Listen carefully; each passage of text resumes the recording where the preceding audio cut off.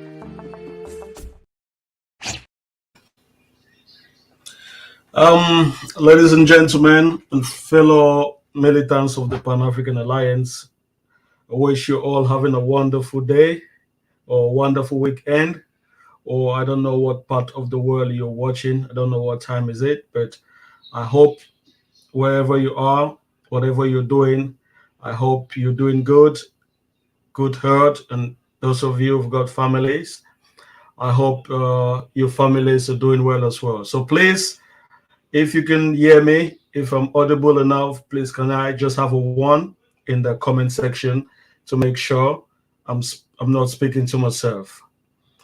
Yeah, okay, ladies and gentlemen, and today we'll be having a really good conversation. We are in the Pan-African Alliance. We're trying to actually look for solutions how we can make a member state, move forward.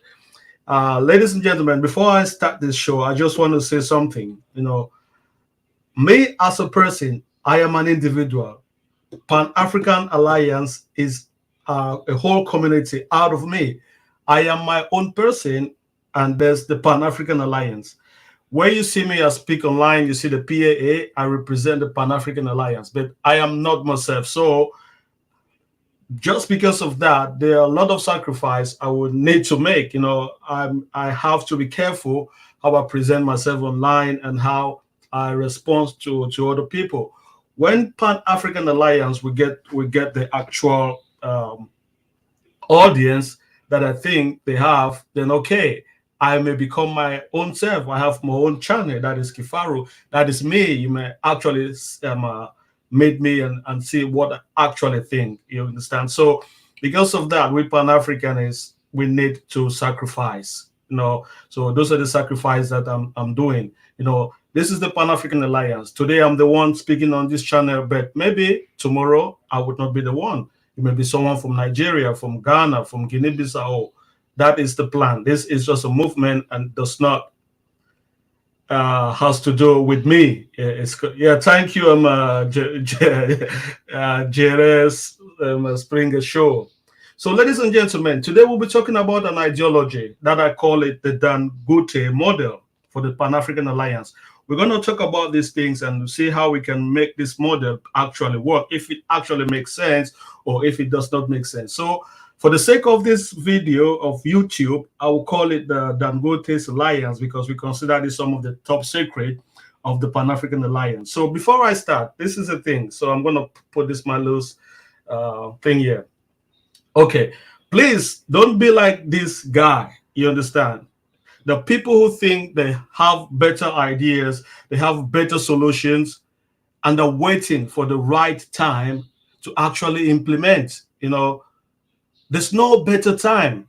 Start today. Don't just sit and think you're better off than what people are trying to do, but you're actually doing nothing. Doing nothing means you can't do nothing.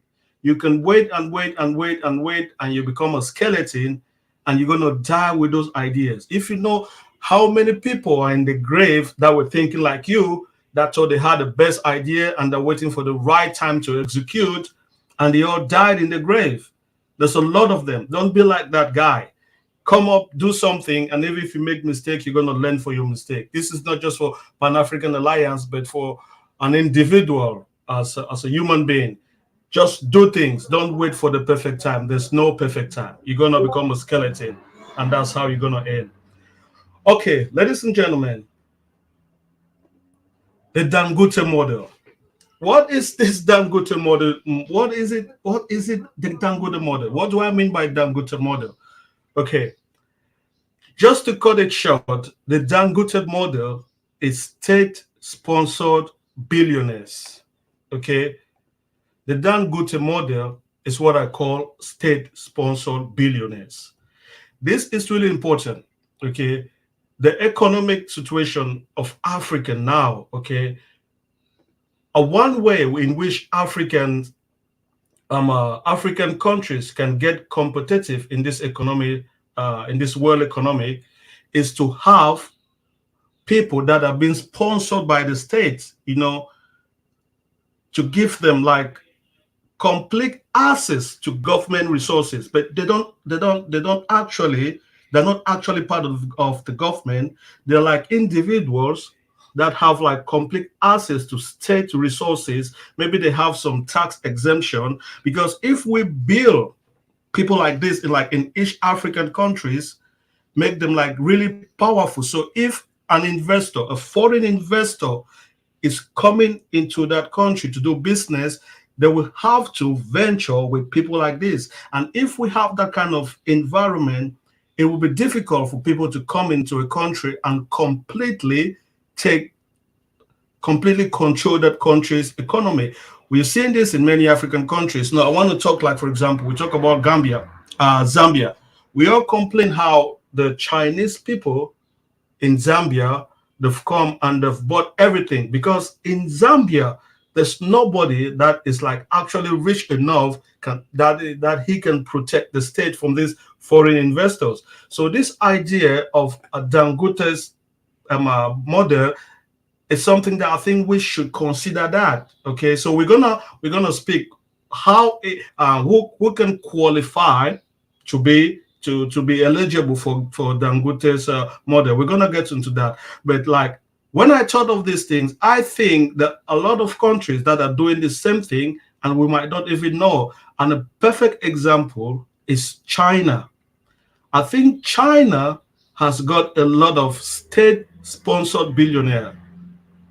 State-sponsored billionaires. I may be wrong. I think even Russia has got some state-sponsored billionaires. Um, um this guy, okay, Roman Ibrahimovic. I think this guy is a Russian state-sponsored billionaire, and this is to guarantee Russia.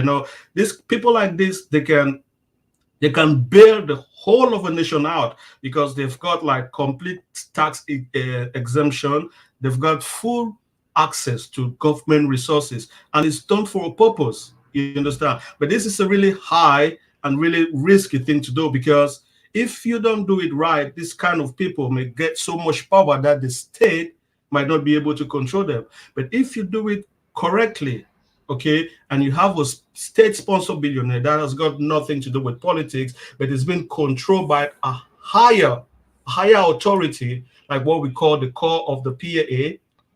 People like this can save the country from foreign investment, like country like for foreign investment to come take over. We're going to talk about Dangote later, but some Nigerians do believe Dangote is being sponsored by the state. So we're going to see if that is working for Nigeria or not. So I think you've got the idea. They're like people like this, because he's worth 1.4 billion.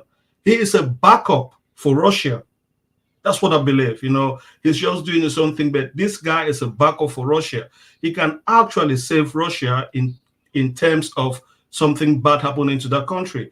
And I think him is one of state-sponsored billionaire, and is done for a purpose. And this is something that we Africans, we should be thinking of. A state can sponsor someone that is conscious and smart, and keep him as a backup, so that if foreign investment is coming to those countries, they may have no options but to do venture business with people like this. So that's something that we should take into consideration. I think this guy, I'm not so sure. This guy has got something. Jack Ma, though he claimed to be a self-made billionaire from Alibaba, blah blah blah. I may be wrong, but I think he's been backed by the China's Communist Party. Okay, so Jack Ma is one of those guys that I think is being sponsored by China, and he's a backup plan for China. These people are so powerful that they can actually single-handedly build a whole country. But in African countries, we don't have that. And I think Nigeria is one of those countries that I think they have done something like that. And people may think it is wrong, but I think it's a really, really good idea that we should be talking about. Okay, ladies and gentlemen, let's talk about Aliko Dangote and the Dangote Group. Okay, so why is he so much important for Nigerians? So as I said, some Nigerians believe he's state sponsored, and some believe it's not. But whatever the case, if he is actually a state sponsored billionaire, then that is the best thing Nigeria is doing. Okay, because right now in Nigeria, the biggest assets of Nigeria is oil, but the oil sector in Nigeria is so messed up. There's a lot of corruption. There's so many stakeholders that you can't just control. I think the state is keeping this guy, okay, to make him take control of that entire oil sector of Nigeria. And for a long term, it's going to be beneficial for Nigeria. So, ladies and gentlemen, so I'm just going to show you a picture of a little video of the Aliko Dangote's oil refinery, and we're going to make some comparison here. So just allow me to share this. Just allow me to share this video. Okay. All right. Let's look at these things first. Okay. At the break of dawn, these men were on a mission in the Niger Delta, part of a force drawn from various security agencies and civilians tasked with curbing oil theft. An hour into their patrol in southern Ijok, they arrest suspects and order them to reveal the location of their illegal business. Okay. I just want us to see how this oil thing in Nigeria is messed up. I think to me the state has actually given up, and they're grooming Dangote to take in charge of all this mess because the state can't control it again. That's what I believe. So many stakeholders, so many militants trying to fight this oil, so many people with private oil wells and whatever. It is too late. And if they're using Dangote to actually save this Nigeria oil company, then that is a really good idea. So let's just keep watching. You see how messed up the oil thing is. Make their way from the open creek into the thick mangrove. They strike gold. This is where stolen crude is refined. They destroy. Okay, just imagine. How can you be having a stolen crude oil in a forest like this? This is something that you can imagine a country should be having, but in Nigeria it's really common. You have people actually doing their own private refinery. Look at the state. This is petroleum, and I don't know how much people can die, the environment and things like that, but they actually want to do it. And this is not just one. There's so many things that's going on in this oil in Nigeria. So just keep on watching the mess. The site and set it on fire. We have to move back. It's a dangerous business. Explosions can happen at any moment, and the fire can extend miles over the water. Within seconds, the area is engulfed in darkness. This is where they are doing their bunkering. Now, as you can see, that everywhere is smoking. Burning their camps, they have surrendered. Despite these efforts, oil theft in Nigeria is at its highest levels in 5 years, since the government gave amnesty to former rebels in the area. The government says $8 billion in revenue were lost to industrial scale theft last year, and multinational oil giants. Okay, that's $8 billion was lost last year in Nigeria. That's so much money. So there's just so much mess. I think the country has said, you know what, we need to sponsor a guy that can take over this oil in this country and make it like profitable for the whole country. And I think that's what they're doing with Dangote. And I think that's what is called the Dangote. That's why I call it the Dangote model. If most African countries can adapt, this kind of ideology and look for like smart people in their country, maybe one or two, and make them actual billionaires to preserve and protect this country's their country's resources, so that if foreign partners trying to come into these countries, they will have to do venture business with this kind of people. You don't see Chinese people going in Nigeria and doing some kind of business, because you would need to meet with moguls like this. But when you come to a country that there's no billionaire, the environment is just open, there's no competition, these people have the power to do whatever they want to do. So let's just watch this, then I'm going to show you a video of actual Dangote's refinery. Then that might make sense. Have started reducing their onshore presence here, selling off fields as a result of the theft. Tucked in the forest, we find these men cooking oil as you can imagine. This is people in the forest cooking crude oil. This is a mess. This is a mess, and this is not just one. So everywhere, the pollution, the environmental hazard, and things like that. You can't manage this, and so just keep watching. Their site had been destroyed before, but they came back. There is nothing we do for a living. This is our only source of wealth that we do and eat. Without this thing, we can't survive. On a good day, these workers at one end of a vast organized crime chain can make $200. The oil pipelines crisscross their community. The poverty of those living around the source of Nigeria's wealth is bare to see. The majority of the stolen crude does not get refined here in the Niger Delta. Larger bunkering operations involve transferring the crude to barges.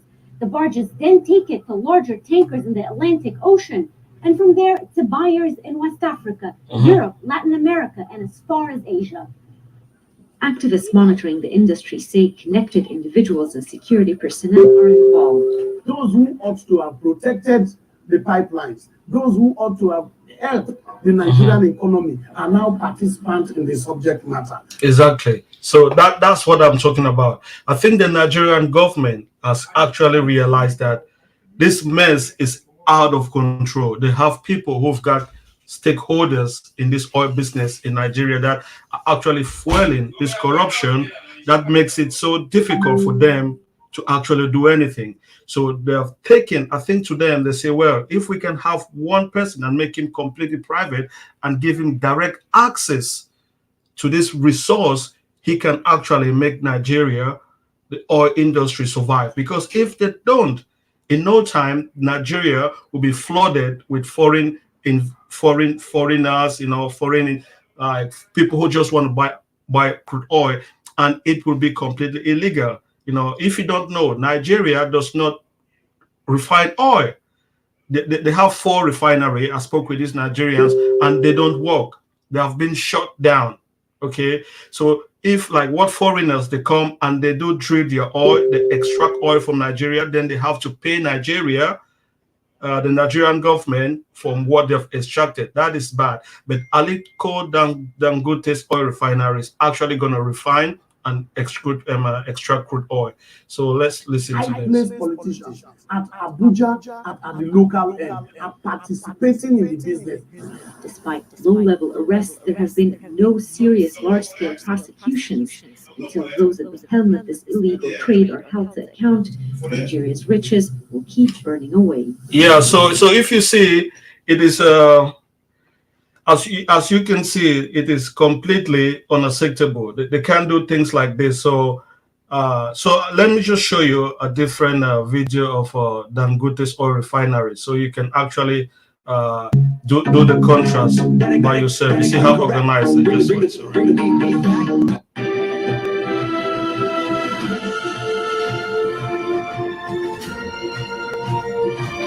Okay, so I just want you to see the contrast, how Dangote oil refinery is actually organized, and it's you can see the contrast from what you just saw.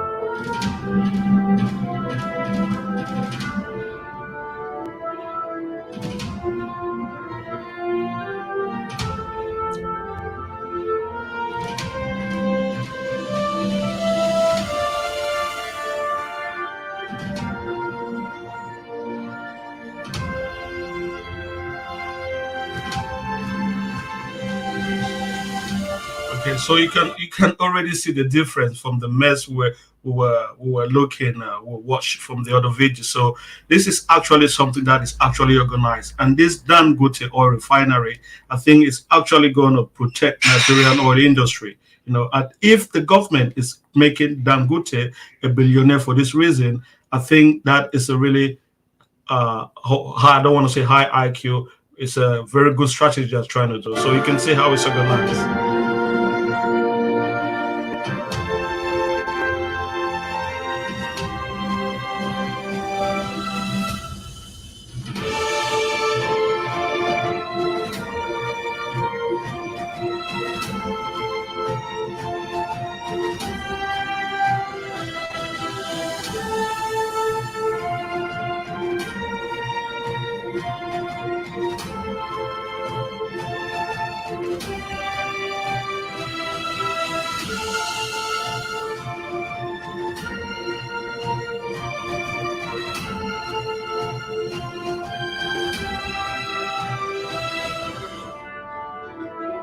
Okay, so you just so after watching this thing, you can see the clear difference between what is going on actually in the Nigerian oil sector with what Dangote is doing. So if Dangote can take Nigerian oil refinery to another level, if he can actually be the one to refine and boost this Nigerian oil refinery, then there's nothing wrong with that. So it's not more. A lot of Nigerians will say, "Well, we don't want Dangote. He has so much power." But I think that is a good idea. So that's what we call, like, we're trying to say, like, the Dangote's model. So if you don't know, like, the Chinese people, so what I realize is, like, China is actually giving its citizens money to go and invest in some other countries. I think that is a fact. In Italy right now, the Chinese people are buying every Italian business.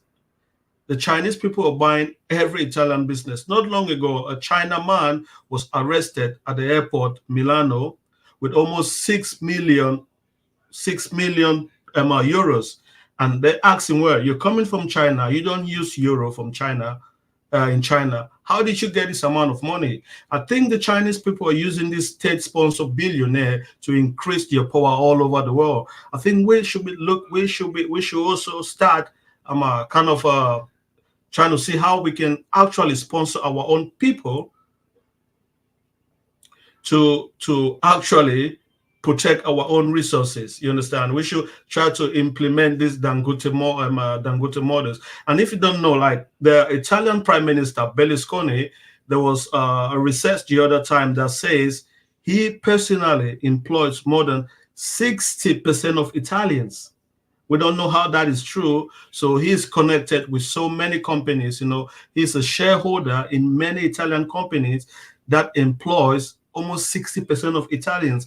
If he, as an individual, has got all this power, to actually employ these people, that is some kind of guarantee for that Italy. He can bail Italy out. You understand? So now, how can a state, okay, how can we actually put someone or who's eligible to be a state-sponsored billionaire? We all know we have smart people. You understand? So you need to be conscious and smart. So if a country sees someone that is actually smart, they can use an individual. To me, this is just my idea. You can take 1 or 2 or 3 people and make them billionaires in your country. You can use them to be like backup for your state.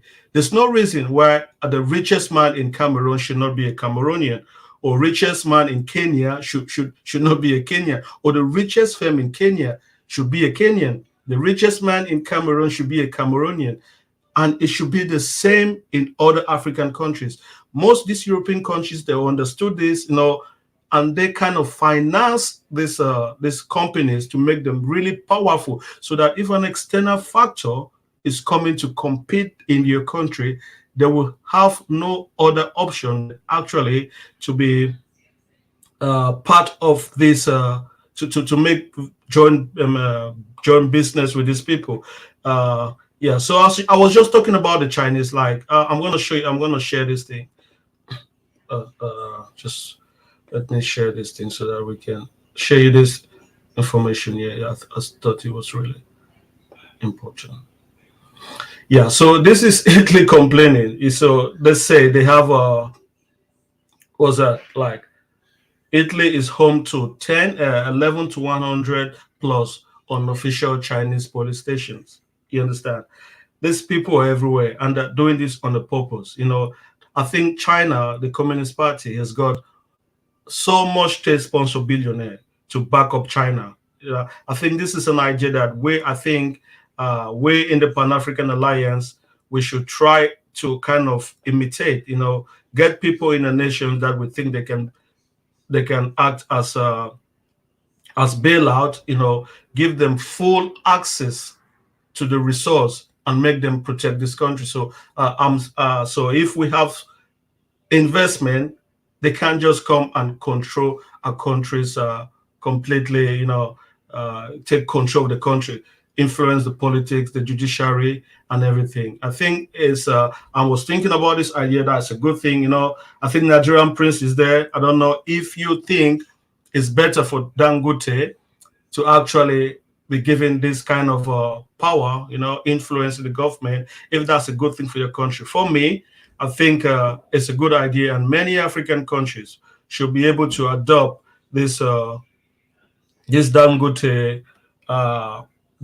model, what we call the Dangote model, because it's a backup. And this guy personally, is going to save Nigeria from these calamities that they're having in their oil refinery. I think that's the main reason the Nigerian government is not investing in their own oil refinery. They've given it to Dangote because he can control it. If he does that, that's already free from corruption, tribalism, nepotism, and it's going to be more orderly than if you're doing it by the state. I think this is a really, really important thing Nigeria is doing. So I just have some slides here. So this is Dangote. You know, Dangote is already everywhere in Cameroon. Sorry, in Africa. It's in Ghana. It's in was it Cameroon, South Africa, Tanzania, was that, and Ethiopia. So he's actually everywhere, and I think that's why I respect him so much. Well, this is Baba Dan Polio. That's the richest man in Cameroon. That's his worth, $900 million. You know, comparing to that, it's just day and night. You can compare it. And this is the Ghanaian, 900 million, and things like that. These people may be personal business people, but if they're not actually conscious, I don't think it's worthwhile to make them state-sponsored billionaire. But whatever the case, each country should be able to have someone that they can use as backup for their country. I think that's a really good idea, because giving them this control, tax credit, uninterrupted access to the country's resource, it's a way for me to protect this country from foreign investment taking over. I think that's a good idea. So that was just the idea I have. If someone has got something to say, maybe you reject this idea, you think it's bad, and we can have this debate and see if this is something that we in the Pan-African Alliance can actually implement, if it makes sense, if it does not make sense. And yeah, so I think I've put the link there, so if you can come and contribute, or if you have any question, you may come up. Let's have this debate, talking about the Dangote model for most African countries. We shouldn't be fighting with foreign investors. I think foreign investors, when they come to our various countries, they should meet our own business moguls. If we don't have one, the state should create one, get some people like privately and make them like powerful enough to be able to fight foreign investment. Because if we don't do that, these people will come. The Chinaman will come and take over your country. There's no competition. Chinaman is not going to Nigeria to fight Ali Dangote. It is impossible. He's so powerful for most of these foreign nations. That's why you don't see all these Chinese people doing business. Or if they do business, it's at a level that the Nigeria as a country can control, because they have people like Dangote. They have so many more rich people. But most African countries, they don't. So when they come, there's no competition. They just come, you can buy everything. You buy the politicians, and they can actually control, sway the way how they want the politics to go, even go to the point of putting their own president. So to me, we should be able to create our own moguls. If we don't have them, the state should create these people and put them as a backup in case something goes wrong. Yeah, so that's the idea I have about the Dangote's model. So that's what I had to say today. So, ladies and gentlemen, if someone has something to say, you might pop up and let's have this conversation and share it and see what we can add or what we can take, if this is a good idea, if this is a bad idea. Yeah. So the line is open. Yeah. So let me share this again with you. So give me one moment. Okay. Let's play this on this Dangote. Okay.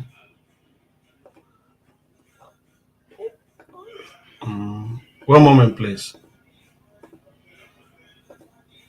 Okay. Yes, I came across this at the other time. So recently, Canal Horizon. Thanks, guys, for coming. Yeah. So let me just share this information. Iroko, this Iroko TV. Where am I? Yeah. Sorry. This Iroko TV was bought by Canal Plus Horizon. And when I saw this, I said this is bad, because this was something that had to promote the Nigerian culture. But the person that was behind Iroko TV was not powerful enough for him to be able to protect it. If this guy was some kind of a billionaire and the government had to make him or give him the resources that he need to protect Nigerians' culture, then things like this will not happen. You don't see this happening, in some other places, or someone go to India and buys Bollywood. It does not happen. So if this lady or whatever had the resources, to protect this Nigerian culture, Nollywood or Iroko will be actually Nigerian and they're going to promote your culture. But you've gone to mix with Canafran's horizon. So what does that mean? They will start putting your French culture or what we don't want in Africa and things like that. So it's really important, what I'm trying to say. Thank you, Kaiser, for coming. So what do you think about this idea for the Dangote's model?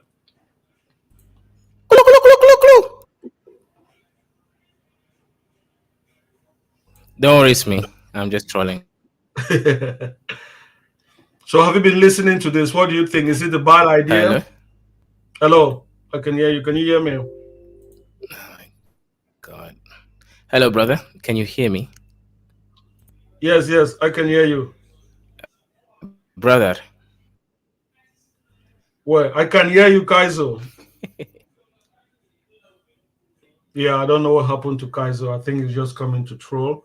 And so the other one was lately there was some Nollywood.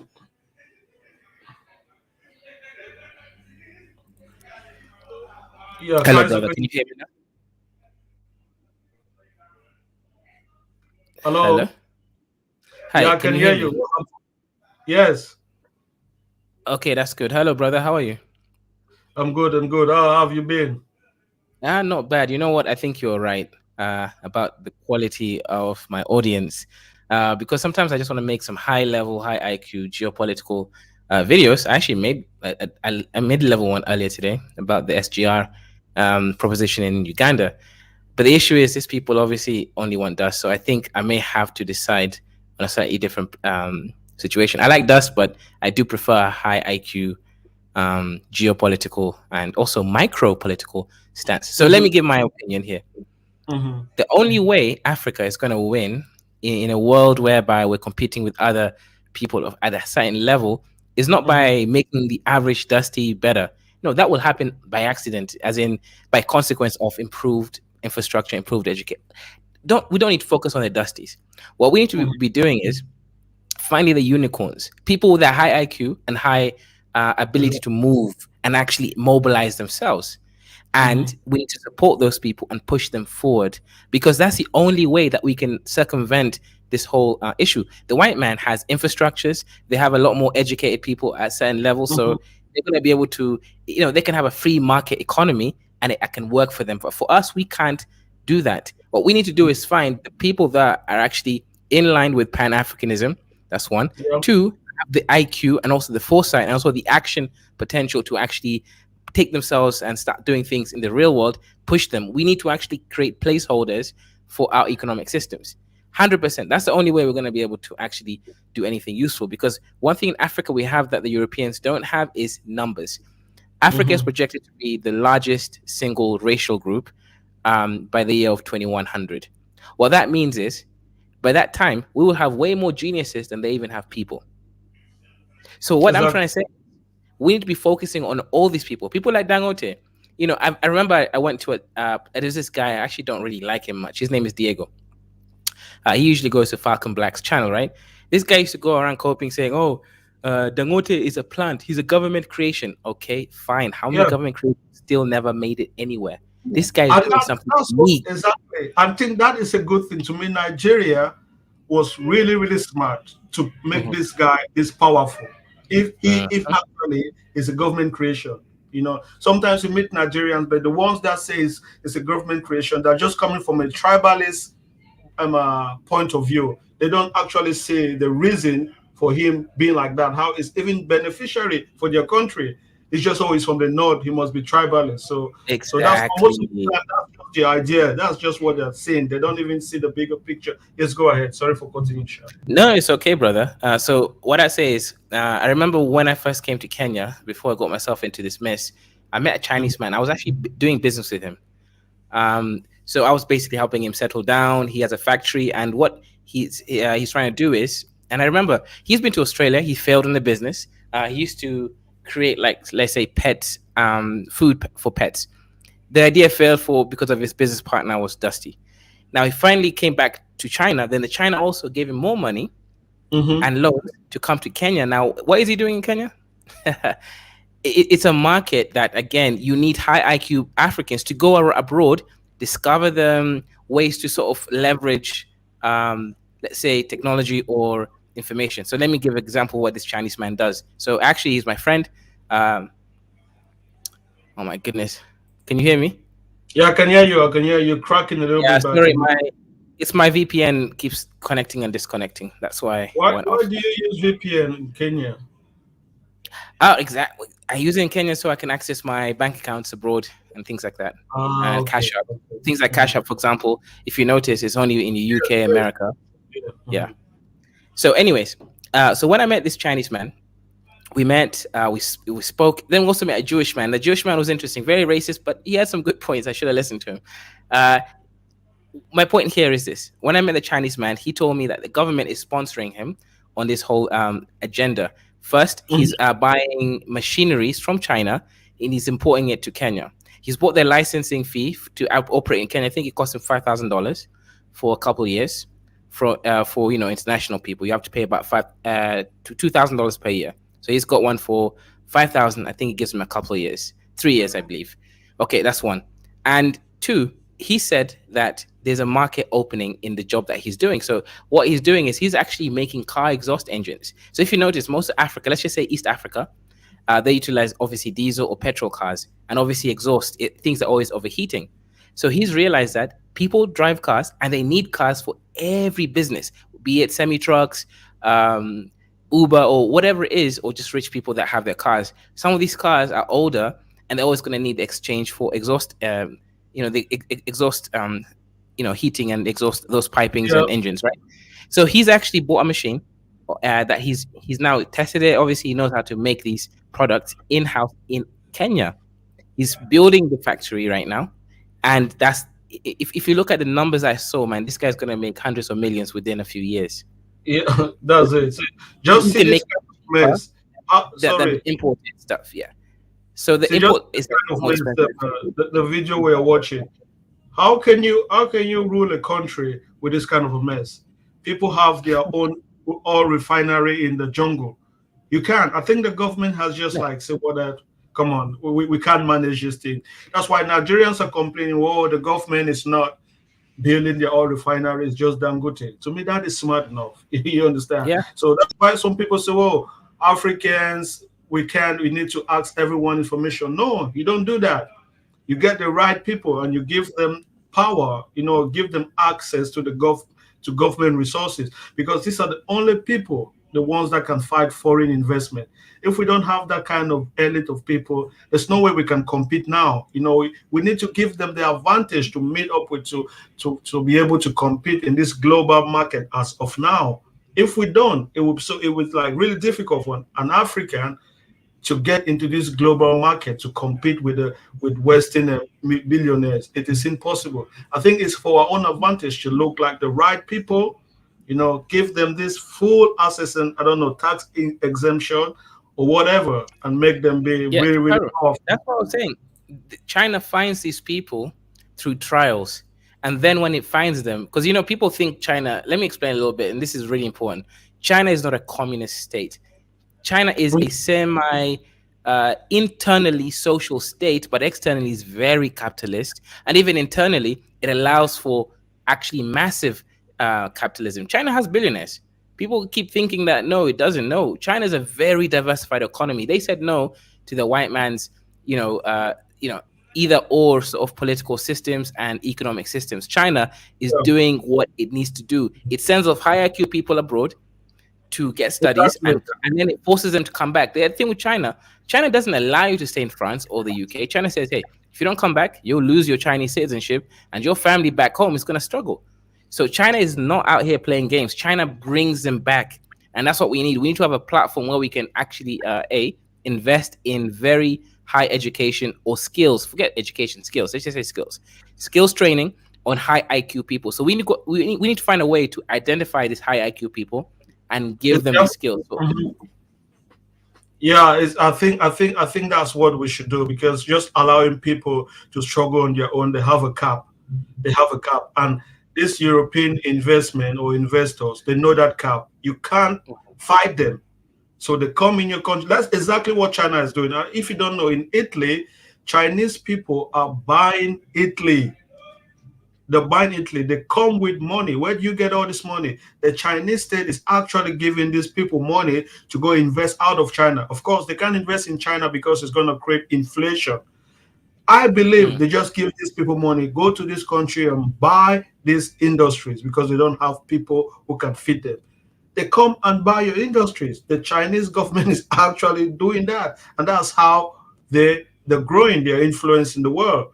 We can do that. At least if we don't want to go and buy things in other people's country, we should create our own mogul. Okay, like look at you. I don't know. You might sometimes you're dusty. We can get class of people who are like that and give them the absolute power.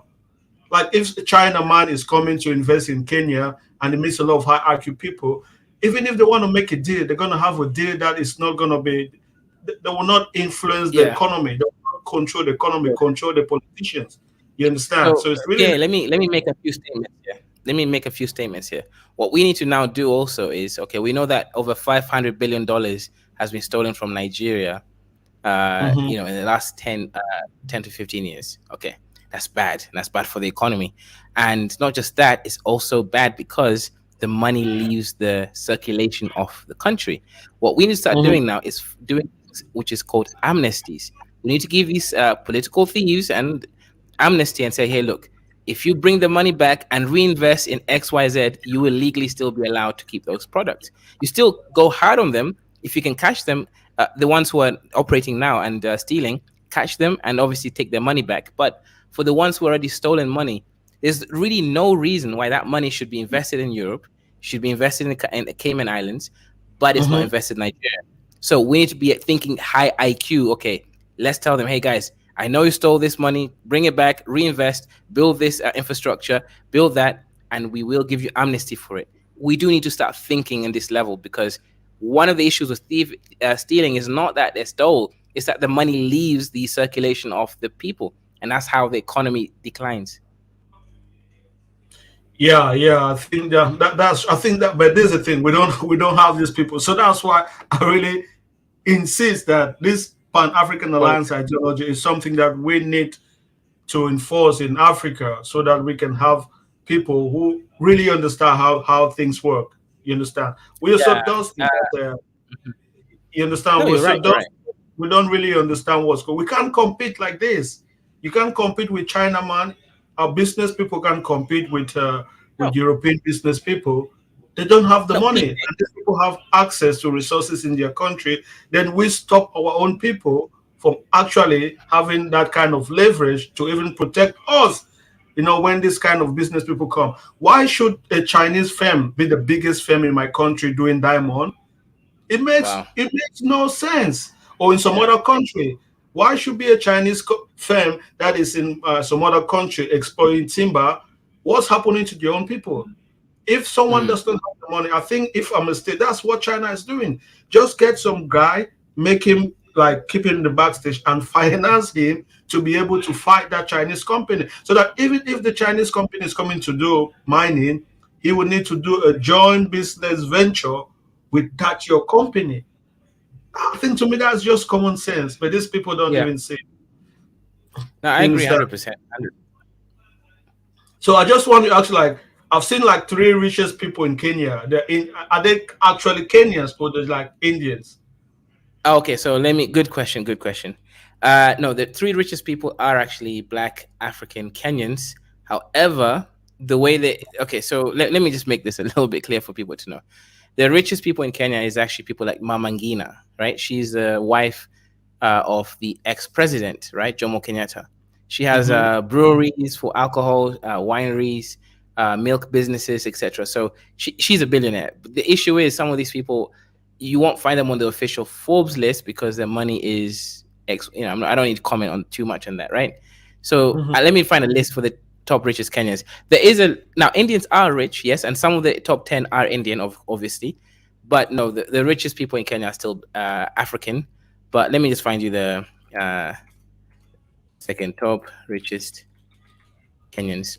Yeah, there's a few lists, and again, I've seen obviously, some, yeah, some three. I think the Indians. But where I don't want to judge Kenya. I'm not Kenya. I don't know if those people actually feel Kenyan or whatever. no, there's Indians, obviously, but no, they're not the richest. Those are just like those lists that you've looked at are not the actual list of the richest people. There are actually proper richest Kenyans, and the top three are actually Kenyan. The rest of them, yes, a lot of them are Indian. But yeah, let me find you a list of this, obviously, because Yeah, it's good I to get don't the know. right information out. Yeah, I don't know if you're there. You can come and try to. I don't know if you think Dangote controlling Nigeria's oil, sector is it single-handedly. Is it a good thing for Nigeria or is it a bad thing? I looking from the outside, I think it's the best thing Nigeria can do. That's going to guarantee the country to continue producing oil, and being competitive to the rest of the world. Because at this present state, it's just a mess. You Hmm. know, it's a big mess. So they have this Bakassi, Delta Niger militants. It's just a mess, and I think I'm just gonna repeat it. I think the state has risen like high IQ people, and they said, you know what, just allow them to do what they're doing. They're gonna end, and let's concentrate with Dangote. You understand? I spoke with one Nigerian. He said Nigeria is just a mess. That the oil is nothing. It's everything is just illegal. Nothing goes on the book. People have their own personal fleets that they sell and buy at their will. But this is supposed to be a resource that is actually being used to develop a country. So did you see what Yeah, you're looking for? yeah. If you can help me share my screen, I'll show you who the richest. Yes, a lot of them are Indian. That is correct, but the number one at least is a Kenyan, right? So, if you can remove the Nigerian prince, it would be nice. So yeah, so the first one is obviously our first dictator, Daniel Moi. His net worth and his family right now is $3 billion. The next one, yes, it is an Indian, and this guy I think he has like $1.7 billion. Manu Chandaria. He has like Mm. malls, hospitals. He has basically malls, hospitals, kind of businesses, pharmaceuticals. He is Indian descent. So then number two is Indian. Then the next one is Mama Ngina. This is the wife of Kenyatta. Again, 1 billion. Then yes, there's another Indian number four. And then here's the Africans. Obviously, no, I think. Oh shoot, that's another Indian. So it's number five is Indian, number four is Indian, and then number two is Indian. So Okay. yeah, there's quite a few Indian, but yeah, the rest of them are all African. But yeah, Yeah, number but one is definitely African. yeah, I think Kenya should actually look for a Kenyan, behind the And push scene, them, yeah. and make him not just some dusty kind of person that is not conscious, a smart person that understands how this world economy works. Make Hmm. him, give him the absolute power. An Indian cannot be the richest person in Kenya. They don't even have No, to be. it's not. It's an African, but the second richest is Indian. Yes. Yeah. So how do you think we can actually make this thing become possible? So how do you think we can How we need find to this? infiltrate these What's the African. criteria do you think we can use to look for state-sponsored billionaire? So what do you think is what's No, the the best? criteria PA doesn't even matter. We could resolve that ourselves in a private conversation. What we need to now to do is actually the first and only important step is actually getting enough of us within the Pan African Alliance in power so that we can now influence the policies. That's the main thing, right? Having the power to influence policies and who we push forward is the first step. Finding people, that's easy. That's the easiest step. That's on the ground looking at who's doing X, and that's all the basic stuff.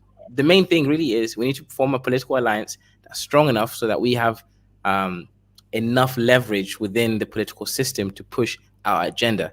That's the focus. Yeah, I think someone is coming here. They say your device is not connected. I don't know. I'll tell Borominias. them to click on the either mute, unmute, or start camera or stop camera. That's usually how you fix that problem. Yeah, Yeah, so Chilani. I just want to take this opportunity to say something. I've listened to some people worrying about me about the Pan African Alliance. I just want to make it clear the Pan African Alliance is a movement. We intend to encourage young Africans to come into politics. When you come into politics, you might decide you might join your own political parties in your country and try to make it better. Or if you don't have confidence in them, then you can be part of the Pan African Alliance conglomerate where we build our own empire and try to take control over politics. There's no secret society, whatever. We're not hiding any secret. It's a movement for political reasons, encouraging young people to get into politics. So I just want to make that clear. And yeah, welcome Nigerian Prince. I hope that is you. Is everything good?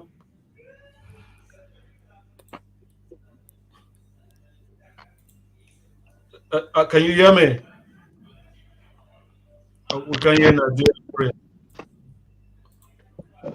Can you hear me now?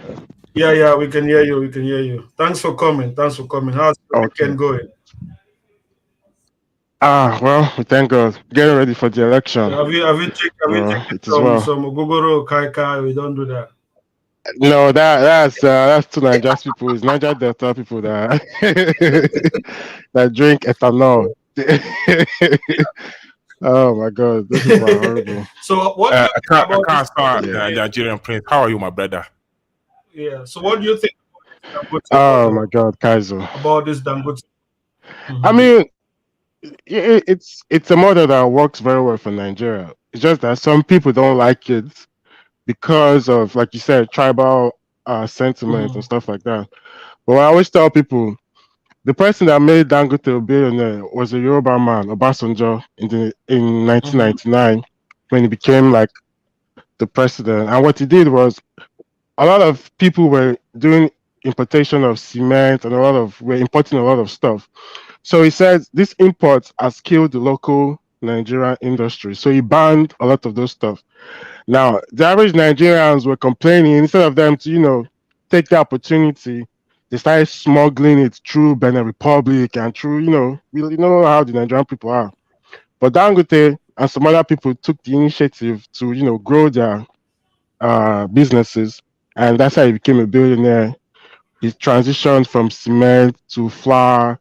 He was making spaghetti, sugar, In the orange agriculture. juice. Yeah. So while some people took that initiative, I went to go set up companies in Venezuela, in Brazil.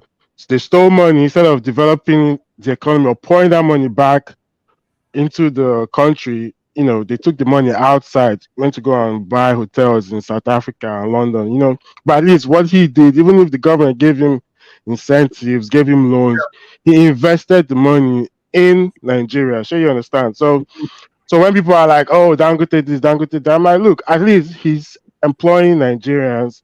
Do you know how many truck drivers that transport his cement from the factory to their destination? There are Nigerians that he's hired there. His plants, he has like 3 or 4 plants within Nigeria. They're all Nigerians there. Then the indirect jobs, people that make money from trading Dangote cement or selling sugar, stuff like that. So at least is a large part uh, of our Nigerian economy as well. So I don't have any issues with with people like that. You So know, it's just you actually believe that Dangote? I think you believe he is going to save this oil mess, that they're having in Nigeria. That's what I uh, believe. it will improve it, but it won't. Dangote can't save nothing. Nigeria is just too corrupt for all this. Like the corruption in that oil sector is ridiculous. Now, yeah, it would what's it called? Would improve it, but it's not really going to stop anything. The government still needs to crack down on those oil thefts because it's people in the government, it's people in the military that facilitate the stealing. So when you look at the TV, they just arrest those cronies, those guys that just they're small fries, but the big wigs, the main top dogs are making billions. How many of them have you seen on TV being prosecuted? None. So it doesn't Mhm. change anything. It's just for face value, they arrest a couple of thugs and put them on the screen and say, "Oh, look, we're working hard, we're catching the oil thieves." No, those guys Yeah, aren't doing nothing. You Yeah, know, I don't think they can actually do anything. I think to me, when I look at this oil thing in Nigeria, I think it is out of government's control. You understand? They can't do nothing to, because most of these people are even part of the government officials that are doing all these things. So I think to me they're using Dangote, that might be just his own investment or whatever, to save Nigeria. So what do you think? You said something that this state-sponsored billionaire works for Nigeria. So don't you think it's better for African countries to have someone like Dangote for their own citizens in their own country? Do you think that's a good idea, or do you think that's not a good idea? oh well, like I said, every country has to find out what system works best for them. You know, like like you said, when you think about some other countries that are having issues with Chinese, that's the Mhm. problem, because a lot of those uh sectors that these Chinese people are going into, they're investing big money where the average people can't compete. See, when MTN came to Nigeria, big South African business, there were other people that started their own. You had Adenuga that has Globalcom. So there's competition there. But if MTN had come to Nigeria, there was nobody in the telecommunication industry that was wealthy. MTN would just dominate completely. But they have Globalcom, they have some other people, you know, that were competing. Even Dangote is not the only person. It was not the first person that applied to get a license uh to start the refinery. There was other people, but because Dangote, because of the clout he had, he was able to secure the license. But you have other Nigerian billionaires that have like small scale gas production plants and all that stuff. So each country should have to find a system that works best for them. You know, I believe it works because it protects the local industry, so as Mhm. to a foreigner can't just come and just dominate your whole sector and you're there crying and complaining, you know. Exactly. So why do you think we don't have all these people in Nigeria, all these Chinese people dominating, like in Zambia, that making Zambians speak Chinese, teaching Chinese, Zambians speak Chinese.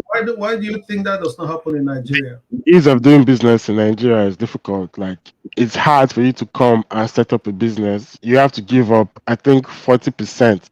Like a Nigerian has to own stake in it.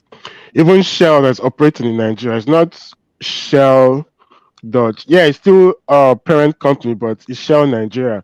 So the people that are making the decisions that run it are Nigerians. That's what people don't understand when they always say, "Oh, Shell, Shell." Yeah, yeah, it's Shell. But the people that are running the shows are still Nigerians. So that's just the way it works. Even MTN, excuse me, there's a South African company. The ones that function in Nigeria is not the same. It's a different company. It's MTN Nigeria. And you find out that MTN Nigeria is even more profitable than MTN South Africa. So that's the thing. So that's the way they structured the system. And a lot of foreigners don't like it. They want to rule and dominate 100%. We run everything. But in the Nigerian economy, it's hard. The rule is 30 to 40% has to be owned by a Nigerian, whether you like it or not. 40-30%. Yeah. So if you don't want it, then don't even bother. They're not even going to talk to you. So Well, I think that's a really really good strategy, because we must look for a way where we can be like autonomous. We can actually make our decision. When I look at African, like most TV, for most countries, any project is either the Chinese or the Europeans. All the project, and they're clapping. All the Chinese are opening this bridge. The Chinese are doing this mega project. When I say things like that, I just feel we're just being used. We just like a test ground for most of these European countries. I think we should actually be competitive with them. So we should, I don't know, we actually need to get the right politicians. yeah, Uh, like it all boils down to leadership because they are the ones that draw up these policies. So they have to implement these policies and make the environment conducive for like someone like Dangote. Now, any business he wants to do, he gets like first class treatment by the government because they've seen him work, and he brings in foreign reserves because he trades a lot of his cement, in the international market. So he boosts the Nigerian economy. So he always gets a pass. So even when they give him loan, he can even borrow from the central bank. You shouldn't be allowed to do that. Some people will argue, but at least he's investing whatever he's making back in the But economy. yeah, I think he's everywhere. I think Dangote, I can't share this information now. Like the cement, Dangote cement is taking all over Africa. You understand? Hmm. In my country, we have cement Dangote. Let's say okay. Let me share this thing. You see this one here. It's we I can't really zoom it big, but this is Dangote's present in most African countries. The cement and as you can see the amount of share he holds. Like in Cameroon, the Dangote cement factory is big, and it was coming to take over what we call cement camp. But the country had to put a cap. They told him, you know what, you can't sell your cement below the price of the state cement. You understand? Because he was going to kill it.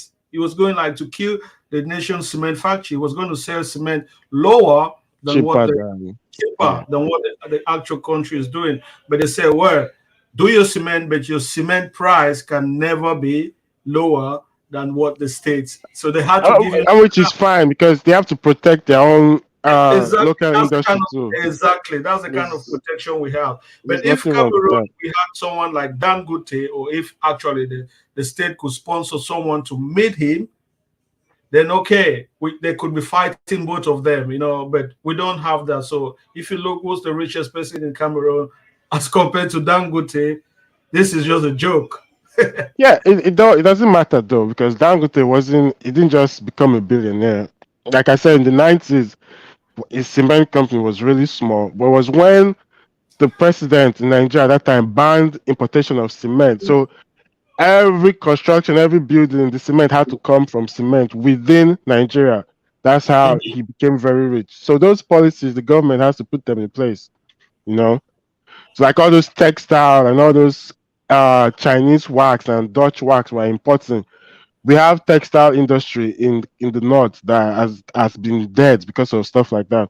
If you ban the importation of those textile, force people to go into textile and manufacturing of textile, you see how that industry will grow. Before you know, we start having billionaires from the textile because everybody in Africa likes to go to parties, we wear our traditional dresses and stuff like that.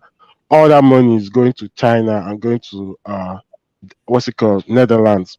You know, so we have to protect our own local industry. Simple as. Yeah. That's really true. So yeah, so that was the thing. I don't think people, were not so interested in building. We just want things to just work for themselves. And the other guy was talking. I heard people that was explaining they've got ideas. So that's why I brought these things. If you have something to do, you just do it. Stop waiting because there's no right time. You might wait and you might die with your ideas. And people who are trying to do things, like people come for them, no, your idea is not good. But what is your own idea? I think if Dangote was waiting for the right time to start doing his business, I don't think he would be where he is today. I think he must have failed. I think if he tells you how much he's lost, trying to become who he is, most people might not even believe. You understand? So that was Yeah. good. So just want to ask you a different question. How is this what's it called?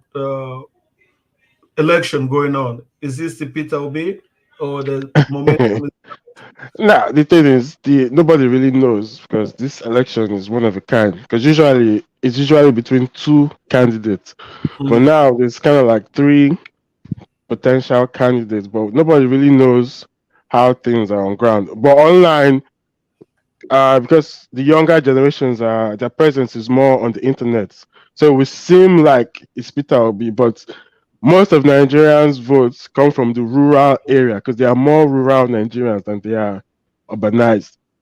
So we don't really know how the rural vote is going to turn out to be. So nobody really knows. People are just making their own projection. Yeah, in the big cities, of course, he will do well, but you have to take into consideration East Africa. The guy is coming up against very powerful people in Nigerian election. So, you know, Yeah, I really want Nigeria to be. Are you Yoruba? no, no, no, no, no. I really want Nigeria to be stable because I speak to some people. There's so much sentiment. There's so much separatist sentiment. And it's something that Sentiment is due to the economic hardship in the country. When people are hungry, that's when you're Benin. You're Benin. I'm not Benin. I'm from Edo State. Pele, Sorry. Pele. Now, Benin is the capital of Edo State, but within the Edo State, you have multiple tribes also. So, So you don't say Pele. no, Pele is Yoruba. That's So Benin will say call. It's oh, different. so who say Kakabo? Kakabo is that not Benin? Kakabo. That I think that's Benin. Maybe you don't know your own language. That's what I'm saying. I'm not Benin. Okay. I thought you said you were from Benin. That's why I said Benin is the capital of Edo State, but within the Edo people, there are like 20 to 40 tribes inside. So you people always forget that Nigeria is like 300 tribes in that country. So everybody just assumes that you are Igbo or Yoruba. Nah, there's multiple ethnic groups in Nigeria. Yeah. Of course, of course, of course. It's just because you have some really, really good ones, like big and Is massive. I think that's why Igbo, Yoruba, and Awusa. You understand? Yeah, So that's the thing. Benin, I did not know there was even Benin. No, I knew of Calabar because it's closer to Cameroon, but I don't even know who are the Calabar people. I don't know if it's a tribe. Calabar has cross rivers. So that Yeah. rivers area. So the So Calabars, you find the Calabar is just like the capital, but the indigenous people are the Efik and Mhm. Ibibio, those regions. That's where you find the Efik, the Ibibio. Those are the ones that are related to you guys in Cameroon there. Yeah. Okay. That's fine. That's fine. So yeah, so we are the Pan African Alliance. If you're just coming here for your first time, we are trying a movement that we try to encourage young people to get into politics. Because we actually believe the right leaders in Africa will solve our problems. We have people in politics with arcade ideas, but they don't have competition because most of us we don't care. We think God is going to send us the right leader. God is not going to send us the right leaders if we ourselves we don't try to replace these people. So that's just all the ideology of the Pan-African Alliance. Get into politics, try your best, be part of some kind of political movement. If you don't want, then you can join the Pan-African Alliance. We can create our own political movement and spread it all over Africans and try to control the political situation of our nations. And we have to build. We have people like Kezo, PSG wasting his time doing nothing. If we have power, we can make use of his intelligence. But now we just have Dusties in power who bow down, or we call it booty clap for the Mundele, for the Muzungus, just to please them. So we actually need to build our own political movement. 1 minute. Kezo, Kezo is just frustrated because they deported him from the UK, so he's in Kenya being mad and salty, just trying to spread his frustration across to everybody, but it's okay.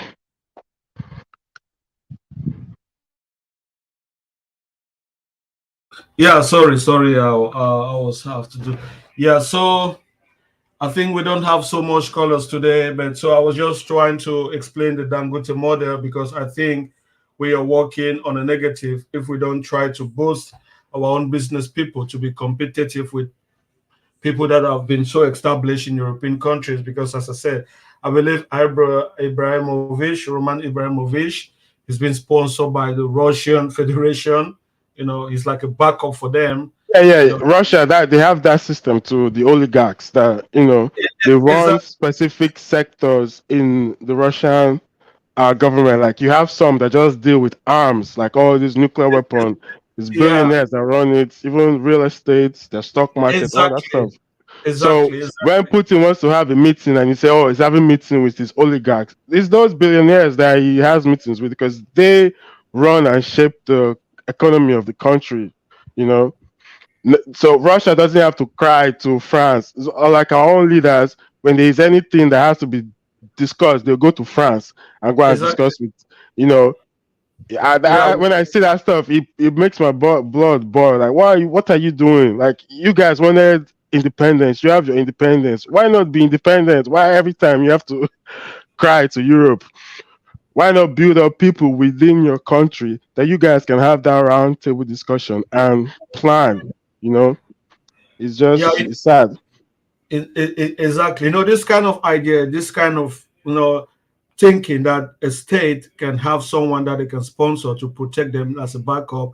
Most Africans will not understand that. They will think that is stupid, but actually, it's an idea. I know for some people, it's like out of mind, out of thinking.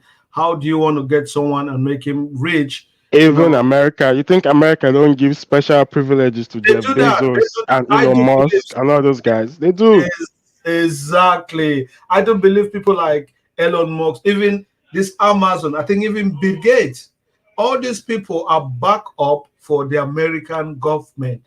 That's what people don't During understand. COVID period, they said Jeff Bezos paid $0 in tax to the American government. You know why? Because he held the economy.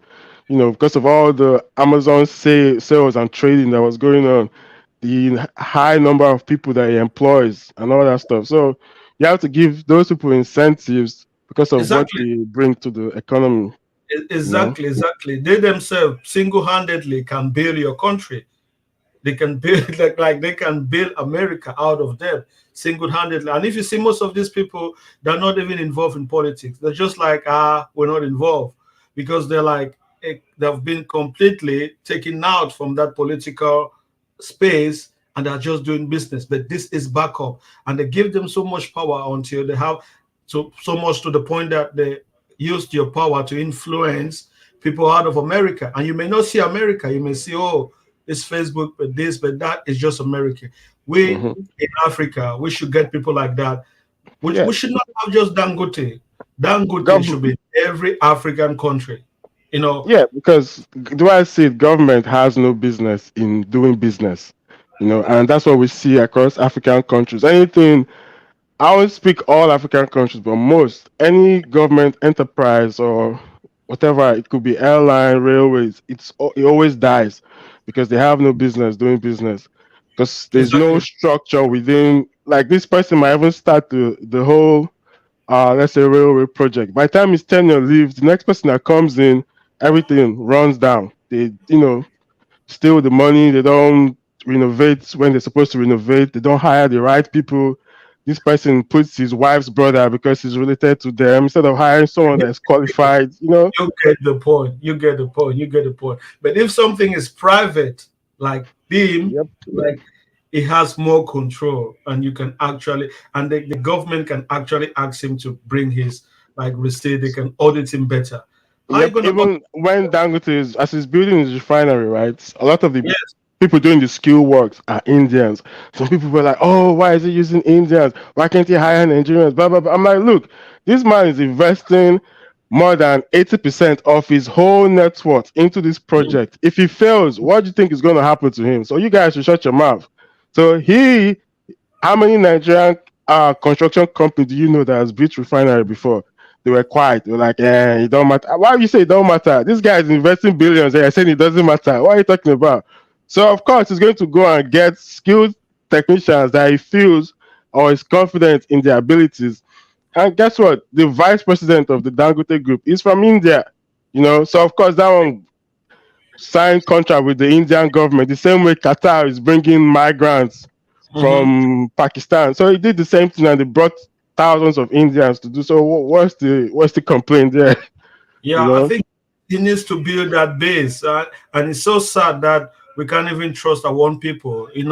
It's so sad that Are we you need. seeing those huge equipment, those huge machinery? How are they going to build that in Nigeria? Which, well, so let's Yeah, let's not be emotional. Our steel mill that they built 60 years ago, yeah, they've never even been able to process one steel beam, and that factory cost about I think $100 billion, but it's still there. Grass has full everywhere. Wasted the money, you know. So that's the thing with private sector. They don't have time for bullshit. They just want it to work, it's, and they give it to the best person to execute the contract. exactly, If it was the exactly. Nigerian government, you know what they'll do? They start using people in Nigeria that don't know what they're doing, and it will take 20 years before you know the whole project is collapsed, and you will not hear anything about it again.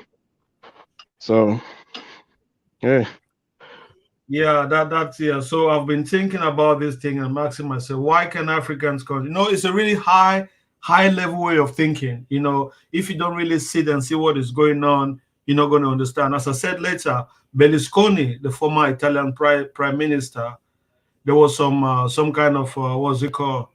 Uh, what did they call these papers that they leak? This kind of leaks yeah. that they had to trace his wealth, and he was employing almost 60% of Italians. Uh, So he's got stake in like all Italian businesses. And so some guess people, what? The government realized, look, if this guy goes down, our economy will. So they will strike deals and parleys with him. Like, okay, look, you have to. It's not the best, but at least what can you exactly, do? exactly. So if a foreign investment or foreign entity wants to come and invest in Italy, you will need to meet Berlusconi, which Hmm. who is an Italian, so he is protecting the Italian interest, and that's Yep. something that people need to understand. So we need to protect our interest by giving our business people a boost for them to So, compete. If we don't like, do that, presently in Africa, we can't compete with these people.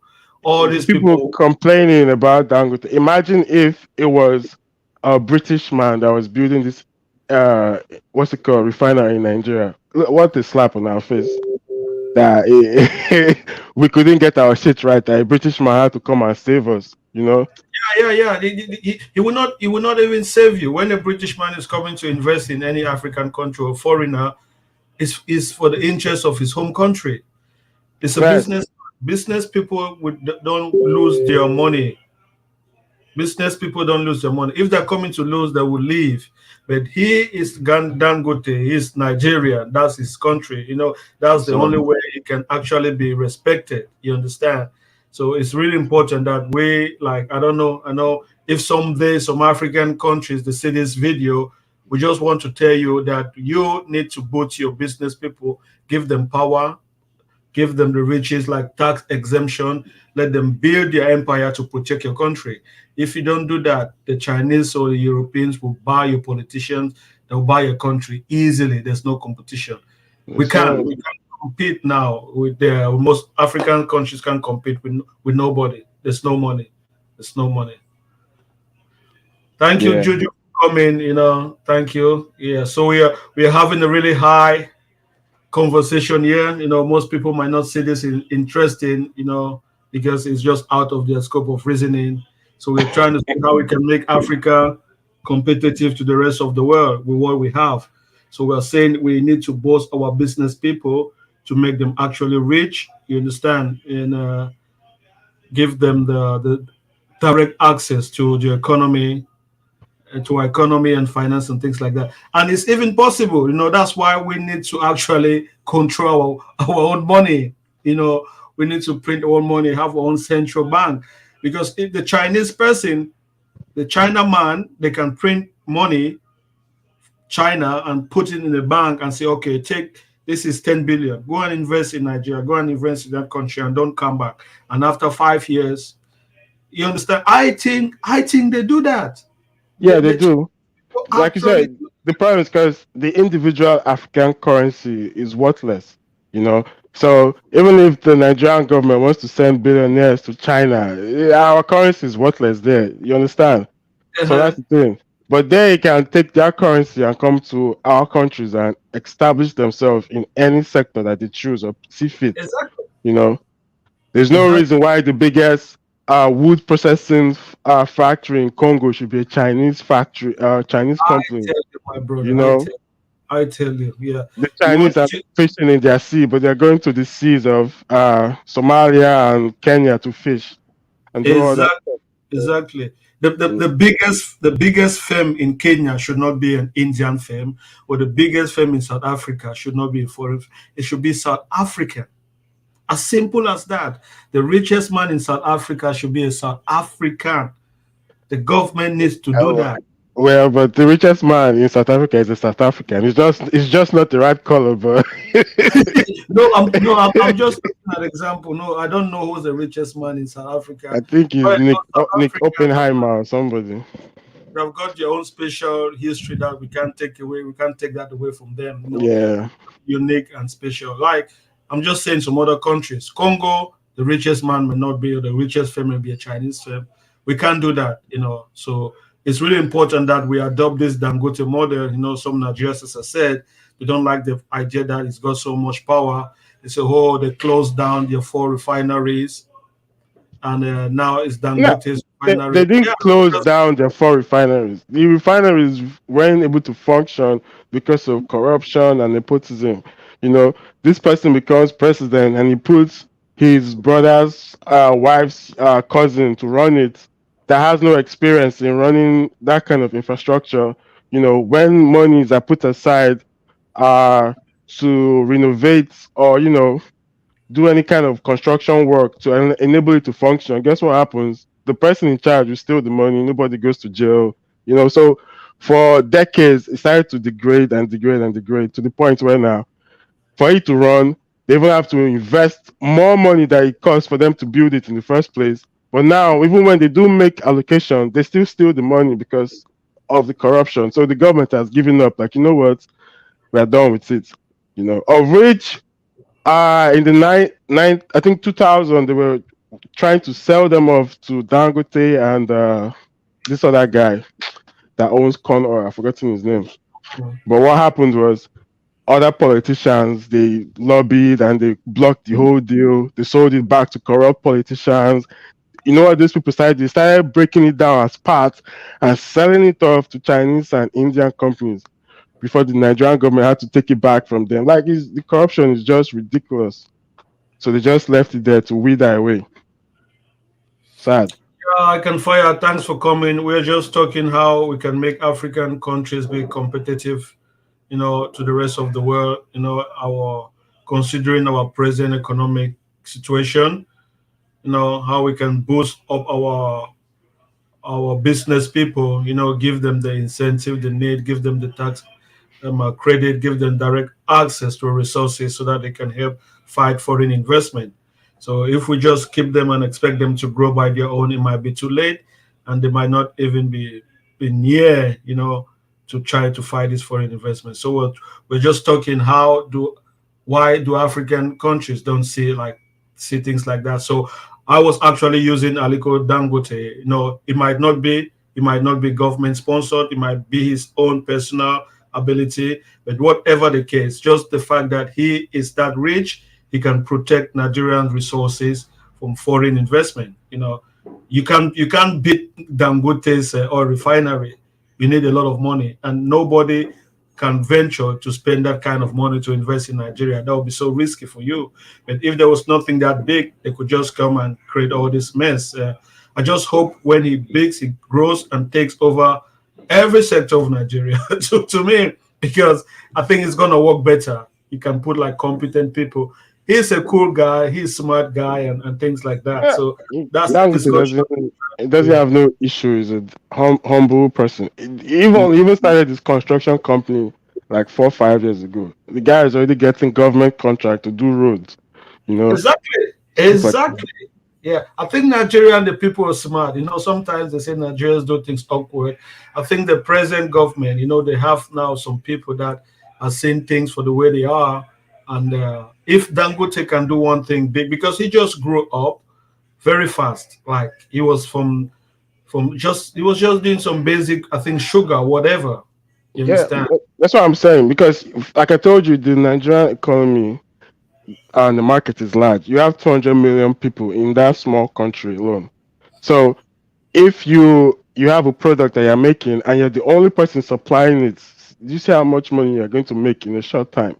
So when they Mhm. banned all this importation in like the late 90s, that's when he capitalized and started making sugar, spaghetti, tomato paste, all that stuff, which the growing Nigerian market was consuming, because it now became very difficult to import all the stuff because of what they call them, customs were seizing people's container, arresting people. So those imported products that were cheaper now became more expensive, while the made in Nigeria was cheaper. So guess what happened? People were buying made in Nigeria. As far as people were like, oh, the Dangote spaghetti don't taste like the Italian one. Oh, it doesn't, complain, complain, complain. But after a while, people get used to it.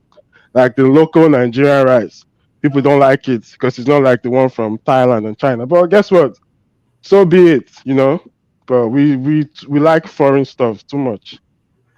Yeah, ladies and gentlemen, I think the lines is open now. If you have anything to add to this conversation, if you agree or you disagree, you may come positive, do your own, give your own 2 cents.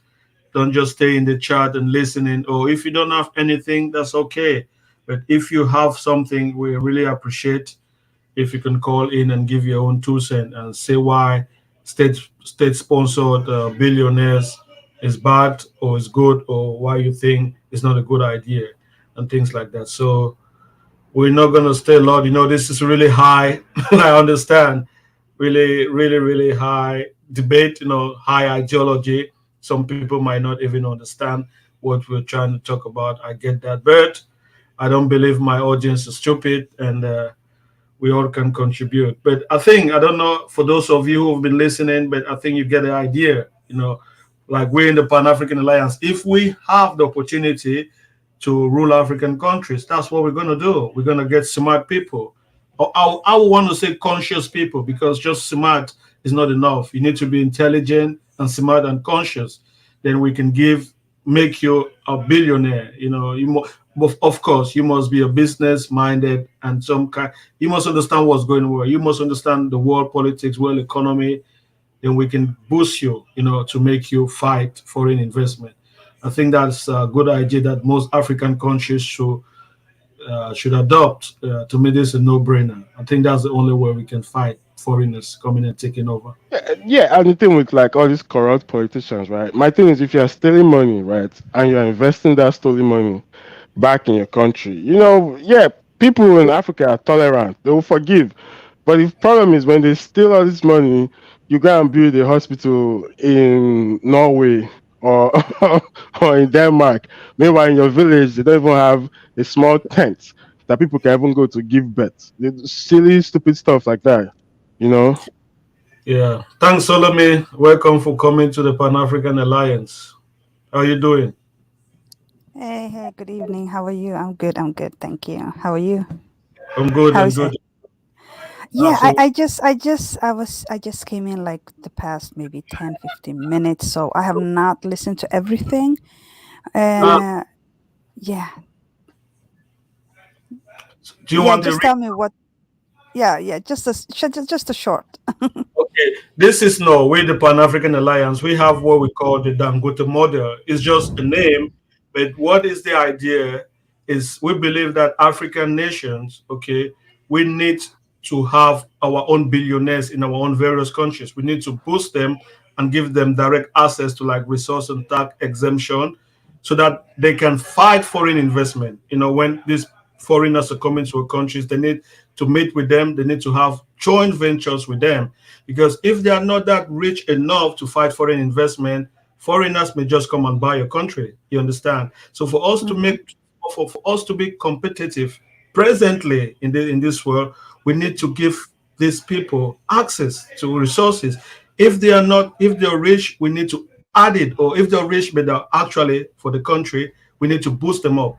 So that by foreign people Yeah, come in, they need to fight them, because we've noticed that people like this, Abramovich, people like this that are Russian billionaires, that state-made billionaires, that are like backup for the government, for Russian government. They can bail the government if something goes wrong, but they're not in politics.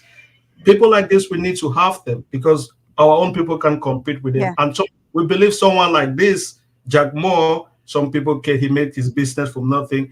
I think he's been sponsored by the Communist Party. You can't come to China now and take this space of fintech, Alibaba. It will be difficult for you to do that. He's mm-hmm. protected that for China. He's covered that. It's a Chinese. So we think that African countries, we should do the same. So that's just the idea Oh, that we talk about. So oh, we say that's a great but idea. it's a bad idea. So we want people to, yeah. So So what do Yeah, you yeah. think? So we promote our own. Yeah, yeah, absolutely. I agree with you.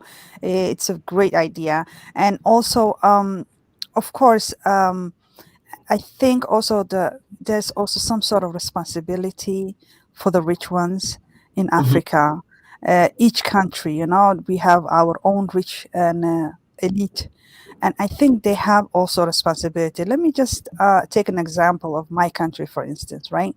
So mhm, we have we have very, very wealthy men, um, and I think what they do is that they invest a lot in real estate, right?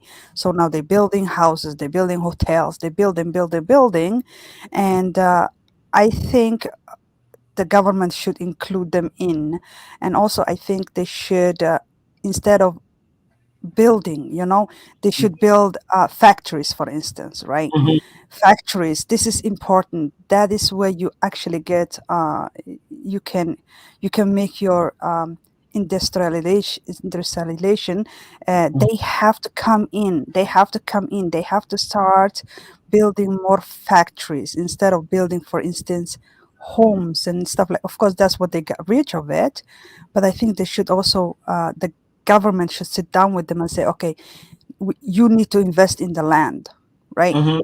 You need to invest in the land, and if you can afford, you have to build, or at least like bring in some sort of factory, you of your choice, you choose, and we will provide the land that you're going to build on.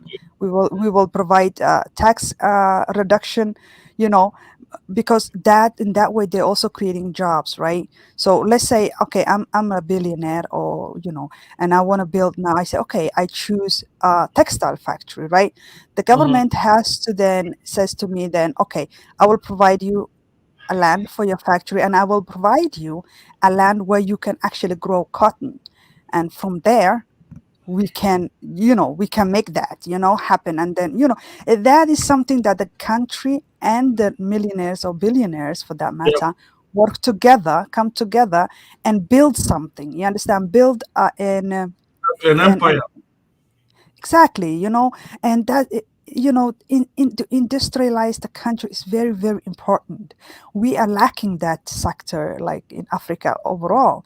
Like back in the days, we had like over 80 factories. Now it's gone. So small, the government have to come in and say to these, like, okay, let's do this, and we will provide you this, and you will do this, and then on that term, then you're creating jobs at the same time, because this factory, then thousands of people is going to start get a work.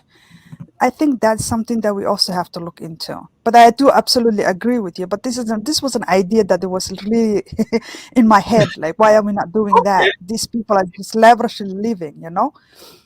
exactly. And we believe that the West, like Western countries, they do that. Take people like Bill Gates, Jeff Bezos, all these people. I don't think they're just who they are that the thing we think they are. I think these people somehow have been sponsored by the state because it's a Yes, protection country. It's America. absolutely, It's America that's absolutely. promoting their own things. You understand? I don't Yeah, know they're why. getting tax cuts. They're getting tax cut. They're getting. Exactly. They have rights. You know what I'm saying? Of Exactly. course. Yeah, Exactly. and every country has to do that, and we have to also get. They have to be responsible. If you own such amount of money, right, and we know that you are that amount of money, now you have to bring something to the table. We need some sort of factory. Like, we're missing factories, right? Every country cannot afford maybe make 20 Mhm. million factories, but all the billionaires and millionaires coming together, that's how we make it. And you choose, I will, we compromise, and that's, I think, how we can actually use our millionaires or billionaires in the country. Yeah. You see what I mean? Yeah, Yeah, absolutely. that's true too. But the thing is, it comes down to leadership and political stability for them to create an environment that will encourage people to, because setting up a factory is cost intensive. And as much as all these people are patriots of their country, they're also businessmen also. So it's like, if I invest $2 billion, and what happens if it's not profitable or there's one It issue is or the going other? to be So private. It is like you have to also bring something attractive to the table as a government, right? As I Exactly. said, Okay, you just bring the factory. We will provide the land. We will provide where you can actually grow your cotton. Where you gonna because you're gonna I'm gonna make factory of cotton, for instance, for with materials that I'm gonna provide you, and we're gonna have a taxes that reduction for you. You know, we bring something very interesting to the table, because um what I'm looking for is employment for my for the people, right? So this factory is going to maybe employ 600, 1,000 people, and that's good because that taxes is going to come to the country anyways. So we have to look at the bigger picture, and you have to all we have also they have to bring something very, very interesting and very, very good for that billionaire to actually invest in. So it's like compromising. Yeah, It I is. get you. Government. It Hmm. is compromising for the future of your country, because if Absolutely. I think it's just common sense. If we don't, people, foreign investment are going to come with your money and they're going to control your politics, and you don't Yeah. want that.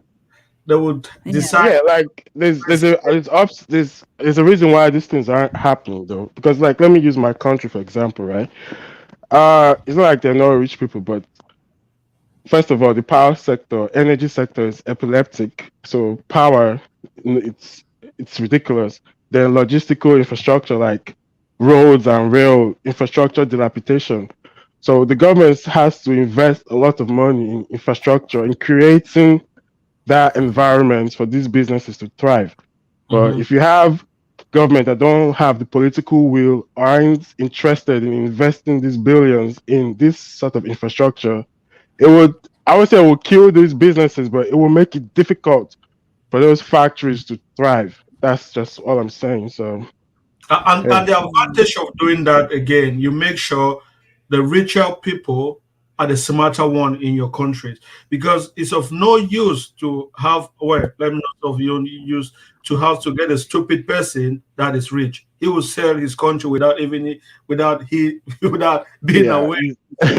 Africans are money, sell out. Exactly. He will just go and sign some deals because he want to reach. But if you actually bring these people together, you can know, okay, this guy is smart guy, and you can control them. Now that control way, some people may think is some kind of communism, but sometimes it works. You don't want stupid people that are rich in your country. You don't really. It's not of any use. Not like a stupid person that has told that so much money, even more than the government. You don't really want that. So that is another way of control to make sure the right person is in charge of your country. Yeah, So and I agree with the sister that just spoke. Like it has to be a communal effort within the government and these top level people. Like I said, Dangote was having an issue during there was this port, one of the ports in Lagos where his trailers used to ply, and when they're delivering their goods for exporting, the roads was horrible, like dilapidated. The government has refused to fix it. So you know what he did? He made a proposal to the government that he was going to fix the road. I think it's like a 40 or 50 kilometer mile stretch of road, very long. He's a concrete. He deals in concrete. So guess what he did? He started his own construction company and he fixed the road. He just filled it with concrete, and that road is still standing till this day. Now, in doing Mm. that, he didn't have to pay tax for that year because since the government didn't want to fix it, and he uses that road regularly because his trucks go back and forth. So he took on the responsibility, like, look, since you guys don't want to fix the road, I'll fix it. But what are you going to give me in return? So the government gave him a tax cut and he fixed the road. So stuff like that, they can, public, uh, private partnership, kind of like infrastructural development too, could also work. Mm. yeah, that's Yeah, for instance, I just want to give you how the government sometimes is crazy. Like in the northern Somalia, people came together and they built a port, right? This is investment from only people. It has nothing to do with government, nothing to do with foreign aid, nothing. People came together, literally invested like almost $500 million to open a port, and this port is close to Ethiopia, right? It's just like 300 kilometers. You are in Ethiopia. So we built this and we came together, people came together and invested in this, and we built the port. Now we need that road, that 300 kilometers that goes straight into the Ethiopia, because as you know, Ethiopia is over 100 million people, so that's a Consumer large markets. consumer So market, and it's a landlocked, right? It's a landlocked, right? So what happened is that the president, when he was opening the opening of the port, the president came and he said, "Look, guys, you did so much. Look, I am going to build this road. Like it's a deal. Is we're gonna build it. The government is gonna take that initiative and we're gonna build it." Great, people were so happy, right? Now he changed his mind and he's building. He took that investment for that road, the investment, and he's building on another road that literally like from one city to another city. It is in the middle of Somalia. It's literally like you don't understand why would you do that? You That's understand? why I said good leadership. Yeah, exactly. It's like, why would you do that? That is not important. This is more important. But he chose that. You see. So this is like, you take one step and then they make you take 10 steps back. You understand? So now the people who invested in this port, now I, as a me, I have to send some money in. We saying, okay, now we did this. Now everybody else is coming together now to build that road. We have to build that road without the government packing. It's so crazy to me why some, like my government, for instance, it's crazy to me why he did not see this as an opportunity. It's a that's the thing. tax for God's sake. You understand? Exactly. When we're talking about, when I say I want young people to get into politics, we look at these politicians and we see them, we give them so much credit. We see them as special people. They are not. They're just normal people like you and me. And if we have the wrong ones, they are the wrong ones. So to me, that's why I say, well, people should think, okay, maybe I can get into politics. Maybe I can be the right one. What you think like this, you say, why don't he see it? He does not see it because he's not actually a politician. It can be He's as not. simple as that. Mhm. You understand? So when we say, oh, Yeah. this guy, he might just be, these are normal guys. They're not different from any other person. You understand? So that's Yeah, why to me, yeah. It's mostly like tribalism. You understand what I'm saying? Like, mhm, oh well, my tribe needs this road, so why would I do that for that tribe? But you asshole, you're the president of this country. Hmm. Like, I don't understand. You're not looking at the long term. You The understand? big This picture. this city to another city, fine. You can build that road, but this other road will bring you so much more prosperity. That is taxes coming in. You understand? That's investment, right? So it's this stupid tribalistic mindset that we're still dwelling on. You understand? So when we have people like that, we will never succeed in anything. But exactly. the best thing is that the people, the who live in that country or outside the country, right? We're the one who building this. We're the one who putting money together to build road to road. Seriously, you understand? Or building a port. And like now, if you look at in Africa, it is ports that is actually built by one country. You don't see that, let alone only people. You understand what I'm saying? It's always foreign investment, somebody That's coming in yeah. and paying I for it. hate it. I hate it. Yeah, yeah, I, you don't see that. You understand? Let alone people. You understand? So now what we did was people came together, businessmen, ordinary people. Like it's a big company, so you put your money in there, and in the future you will get your share. You understand? You have a share on it. So people put $500 million into this port, and this asshole is like, no, no, we're gonna have a road from this village to that village.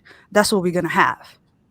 So we're taking 10 steps backwards. So people like that, we have, I'm sorry, like we have people like that in the office, for instance. But as I exactly. said before, Yeah, as it's I said before, Africa. Go ahead, mhm. man. Go ahead, Ola. Go ahead. It's African politics 101. That tribalism, they can't see the bigger picture. Like you said, that's a very huge commercial investment. You think of all the ships and containers that are going to be plying through that route. Yeah. from the port down to Ethiopia. You can tax every of those what's it called goods that are going through. Will Hmm. not only generate revenue but also create job opportunities for people also, because there's always direct and indirect jobs also from such investments, which will give the government more money to even do that other road that they were trying to do in the first place. But like you said, they don't lack that oversight to see things because they are blinded by tribalism, and that's one of the major crutches holding Africa back. Also, you know. Yeah, Yeah. but don't you think this new generation they're a little bit cautious? They don't really care that Yeah, much. yeah, yeah. And I have hope because I Yes. live in Yes. Nigeria here and I see it's like all this tribalism bullshit is dying. It's the yeah, old Old generation that's still generation. holding on to this, you know. exactly. Especially like diasporans, like the crunchy diasporans, people from that country that were born abroad. They don't care. And those are the kind of people we need to bring them together to be part of for Yep. politics. If Like I the were Nigerian like diaspora, the when I Somali was growing up as diaspora. a kid, I hardly see Igbos and Yorubas get married. This last 4 weeks alone, I've seen like more than like 10 different couples. Igbo Okay. lady, Yoruba man, or Yoruba lady. Like it's crazy. But it's still that same. The older generations are still like, but now the younger kids don't really care about that stuff anymore because they are starting to Thank see God. themselves as one, which That's is Thank why God. I see hope. These people should be the one. They should be part of the Pan African Alliance. We need to eradicate because this is our weakness, and the West knows people who are coming to control us. They know that is our weakness. Just come and bring that tribal thing. You divide these people. The next day, they see hmm that and they use it all the time, and it it works. is ridiculous. Like there's forced scarcity, right? It's affecting everybody. It's not like the Yorubas can buy for Igbos. No, no, no, no. Everybody is hungry. When you're on the train and Boko Haram blow it up, they're not going to calculate. Okay, I think there are more Igbos. No, no, no, no. They just blow everybody up. So people are now waking up like Christian, Muslim, it don't really matter. We are just one people. And if we put in bad leaders, we're all going to suffer it. So push away all this tribalism and religious sentiments and put in people who want the greater good for everybody. Because when Nigeria works, it works for everybody. And that's just how it should be. Yeah. Exactly. I Okay. Go ahead. No, I agree. I agree. It's the disease called tribalism what is holding a lot of country. And also when you have every president, he comes in and he wants his little rural village succeed, right? So that's what he wants. Now that was what was happening back then, but right now what we're having is in my country, for instance, we have federal government, and Mhm. each federal state and has its own president, its own parliament, its own, like, and this is good in a way because this no city and no village is left behind. And if it's left behind, it is because of the federal state. Yeah, the people that they put in themselves into office, they are the one who's lacking. So what's happening is that me as from Puntland, for instance, we have our president, we have our offices, we have like everything there, right? It's like a country in a country. So what So happened I'm is, going to cut you short there. I always hear you talk about Puntland. Are you not? Is that to me? Is it not trying to be separative yourself, like a secessionist? Do you hear me? Hello? Yeah, Can I you can hear hear me? you though. Where's only me? Is she there? I think we can hear her. I think I don't know what happened to her mic. Because she always talks about Puntland. I was thinking, well, when I hear talk about Puntland, I don't hear talk about Somali. Where's I see Puntland? I see that as being secession is bad. I don't know. I think she comes back. When talking about this tribalism, you understand. I think Cameroon, for some reason, that old man that is going to die soon, he actually created a model that kind of eradicate tribalism. I think we have a really strong centralized government, and some people may say, well, it's just because your country you don't have like big tribes. Okay, so this is a little documentary. I just found that I didn't even watch it. It's a Mora. It's that part of Cameroon that is really close to Nigeria. With Boko Haram is mostly Muslim. So let's just watch. The idea of is I just want you to see how Cameroon is structured when it comes to tribalism, religion. There's not that much different. With an ethnicity that spreads well. Well, if anyone wants to interrupt, you can interrupt. Yeah. Can you?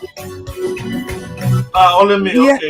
Okay. I am so sorry. My internet just walked off when you were talking to me. I did not hear anything you said, but then you What's can up? ask me the question The again. other day, your laptop fail or break or whatever.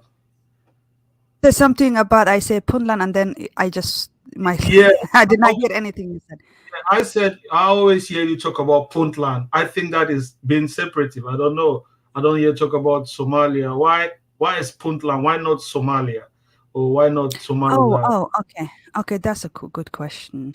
I do talk about Somalia, like I do talk about always Somalia, but sometimes people want to know where exactly I am from, and because we are separate and like states, like it's somebody's talking to you. I'm from Texas, and let me talk about Texas, how we Ah, do things. You okay. understand? Or I'm Californian, so let me tell you how California is working. But we are Okay. Somali I at get the it. end of the day. Yeah, Okay. yeah, So yeah. it's two I was different just states. telling. Yeah. But I am Ah, totally Somali. I am for Somalia, so okay. So you I'm have not a one breakaway. among us ruling all, Sorry. right? You have one president for Puntland and Somaliland. It's the same president. Yeah. Okay. No. Somaliland wants to break off. Somaliland is totally different. Somalia is a secessionist state, so they want to break off. So they don't. They have their own president, and they're Puntland, running their own government. Somaliland. Yeah. Okay. Somaliland. So it's a Puntland. secessionist government. Puntland not. No, Puntland is a government in the government of Somalia. We're not cutting off. We are Somalia state. Okay. I was In confused. Somalia, but we are a government. We have a federal state in Somalia. That's how it Mhm. works by us. So we're not secessionists. We're not cutting off. But Somaliland is totally another case. You understand? So what Mhm. I was saying is that each state has its own people running the state. You understand? So the federal government will not like have all the responsibilities if they, for instance, if that state is doing bad. Who has the responsibility is for the people who are actually running that state, like the governor, the mayor in that state. Those are the ones who people going to look at and say, okay, you are not doing your job. When you have a central government, always a city or state will be left behind, and the people become angry because the president and the central government is not doing anything. What we have done was that, okay, each state, we have states, and those states will govern and do whatever they can for that state, and central government is for everybody, then for the bigger, what is resources sharing or military or all this, like um bigger things on the table, then we come under the central government. Uh, and I want to say hey to Ja and my sister Juju. Brother, when you play the video, you have to mute yourself, otherwise it echoes a lot. Yeah. I don't know. That's true. That's true. Mhm. That's true. Yeah. So I just want to share no because we're talking about no we like Africans, especially this young generation. I think we should take it as our own personal duty to fight tribalism. You understand? From an individual standpoint, because that is our weakness, and the world sees that, and people are coming to exploit us. They just play that card, and it works.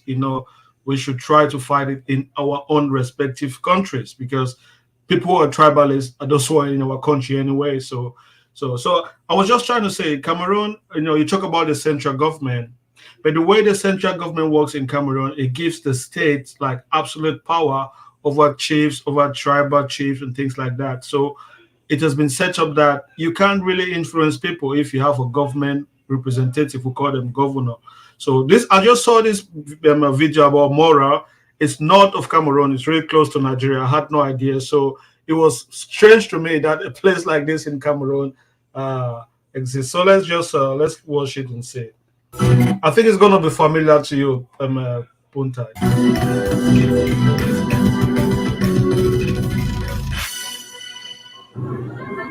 Mora Mora, the land of warriors, one of the oldest sultanates in Cameroon, with an ethnicity that spreads well across over 5 countries. Join me to discover this historic town with a huge cultural heritage, but You one have to mute that is also yourself, playing please. Okay, you mean me? Ah, sorry. Yeah, a yeah. major role in the stabilization process in the aftermath of the Boko Haram attacks in Cameroon. I am Jim London Eshadzeka, and this is Discovery. Mora, the headquarters of the Mayo Sava Division in the far north region of Cameroon, spreads across the plain near the Mandara Mountains. It covers a space of some 1,735 kilometers square, making Can you it pause it for a second? Oh, if you want to go back for a second, because did you see those mountains? I'm sorry, but those mountains looked like pyramids. Yeah, Did you see just that? where, yeah. Are So they it was mountains or maybe pyramids? I'm not sure. They look like a pyramid to me. they built some. It was some mountains. So yeah, Oh, I it's don't know. mountains. Okay. Yeah, it's Looks mountains. really So like a pyramid. I don't think Cameroon have pyramids. Oh, okay, got it. largest city in Cameroon. It is bordered in the north by Waza, south by Tokomberi and Koza, east by Pete and Marua 3. Yeah, that's why they say Cameroon is African in miniature, because we do have this arid region as well. In the north of Cameroon is always like the Sahel, like going to the Savannah, yeah. Uh-huh. yeah. So we have this semi-arid region. Yeah. West by Kolofata, Mayo Muskota, and Nigeria. Mora has a population of some 300,000 people, composed of over 20 ethnic groups, predominantly the Podoko, Panori, and Mandara. Oh, do you know any of that tribe? Because I've got no idea what Yeah, is. yeah, we have Kanuri in the northeast in Nigeria, Borno, that region. Okay, I think it's a more it's a predominantly Muslim town. Yeah, it looks like. Mora is in fact one of the oldest and biggest sultanates in Cameroon, created in the 1900s as part of the Wandala Kingdom.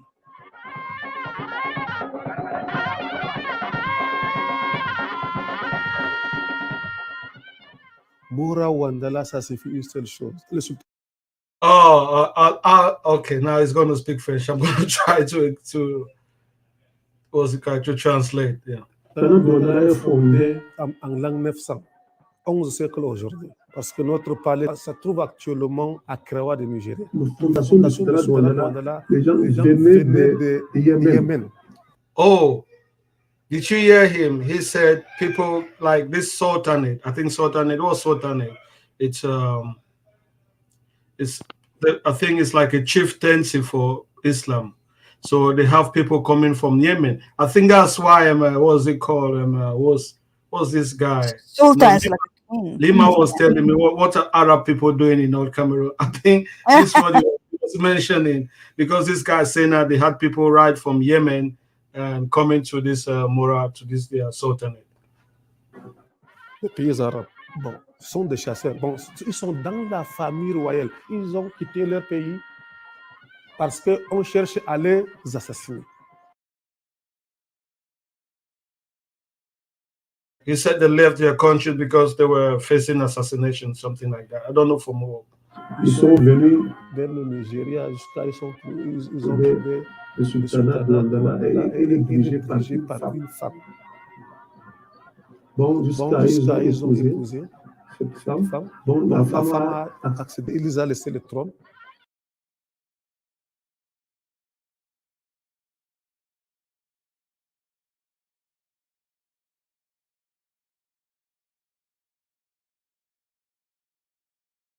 Bon, Jusqu'à jusqu'à ils ils ont fondé des familles, c'est-à-dire des royaumes du Wandala. Travers nous sommes des guerriers. On cherche, c'est-à-dire quand il y a d'autres tribus, ils refusent La soumettre la à soumettre à notre notre Yeah, I said warriors. I think this is some common kind of tradition among the Fulani people with horses and sword. Are they I not like think, Hausa people? They look like Hausa people too, right? yeah, I think mostly. They're all similar. Hausa, Fulani, Kanuri. You can hardly tell the difference sometimes. Hmm. Yeah, they have that on doit faire equestrian culture with obligatoirement horses and swords. No, go ahead. commandement. Et c'est comme ça qu'on a élargi, c'est-à-dire le sultanat de Wandala. C'est une superficie, c'est un grand. Nous sommes de l'autre. Oh no, we cannot hear you. You're Yeah, muted. I just wish you could speak in English because if I translate, I'm gonna have some echo. I don't know. That's just the problem. Yeah. Let's see. Côté à la Ahmad, is there frontière echo avec in? le Tchad, jusqu'à Bindir. De l'autre côté, au Nigeria, jusqu'à Dikwa. C'est C'est pour le sultanat de Wandala. It's echo. Do you get echo for me? Yeah, that's okay though. We don't understand him anyway, so he can echo. À ce côté-ci, nous sommes à la frontière avec Adamawa de Nigeria. Yeah, he's just saying at the borders between Nigeria and Adamawa, they're just like mostly Nigerians. So he's talking how the formation of the kingdom, how some people came from Turkey, from Yemen, and they came because they were being, I don't know, persecuted, and they came and they stayed in this kingdom for some long time, something like that. Parce que Boaz, tout ça, c'est pour le sultanat de Wandala.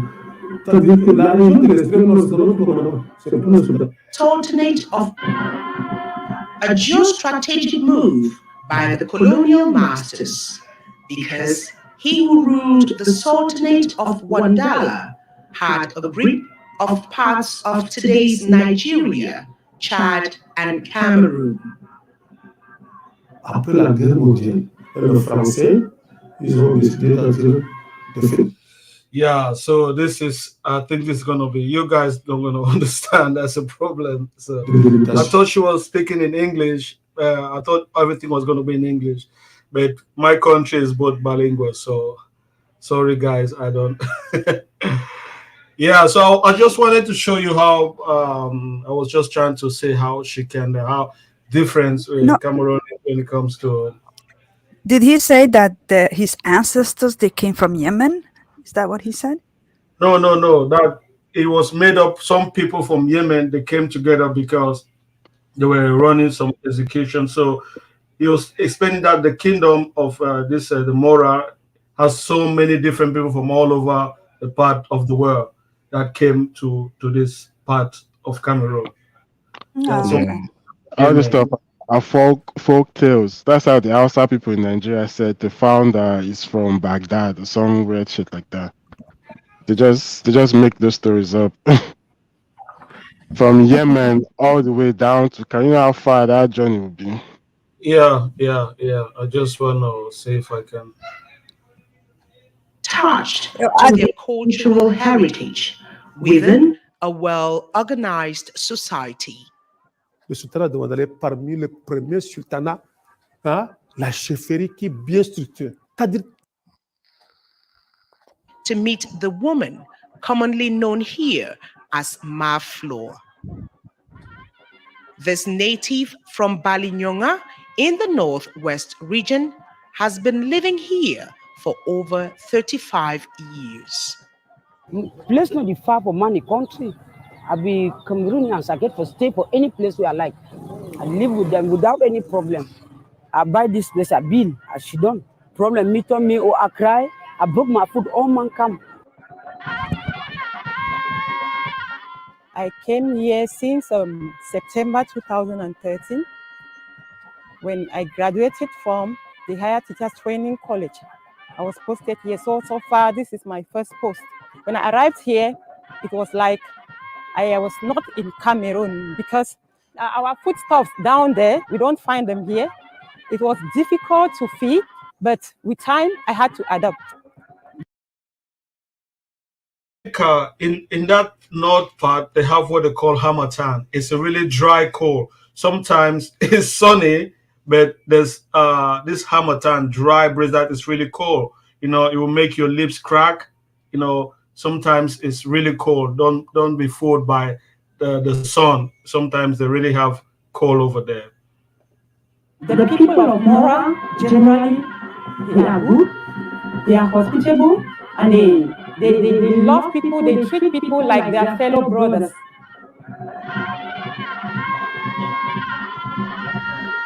There is a lot to do and see around Mora.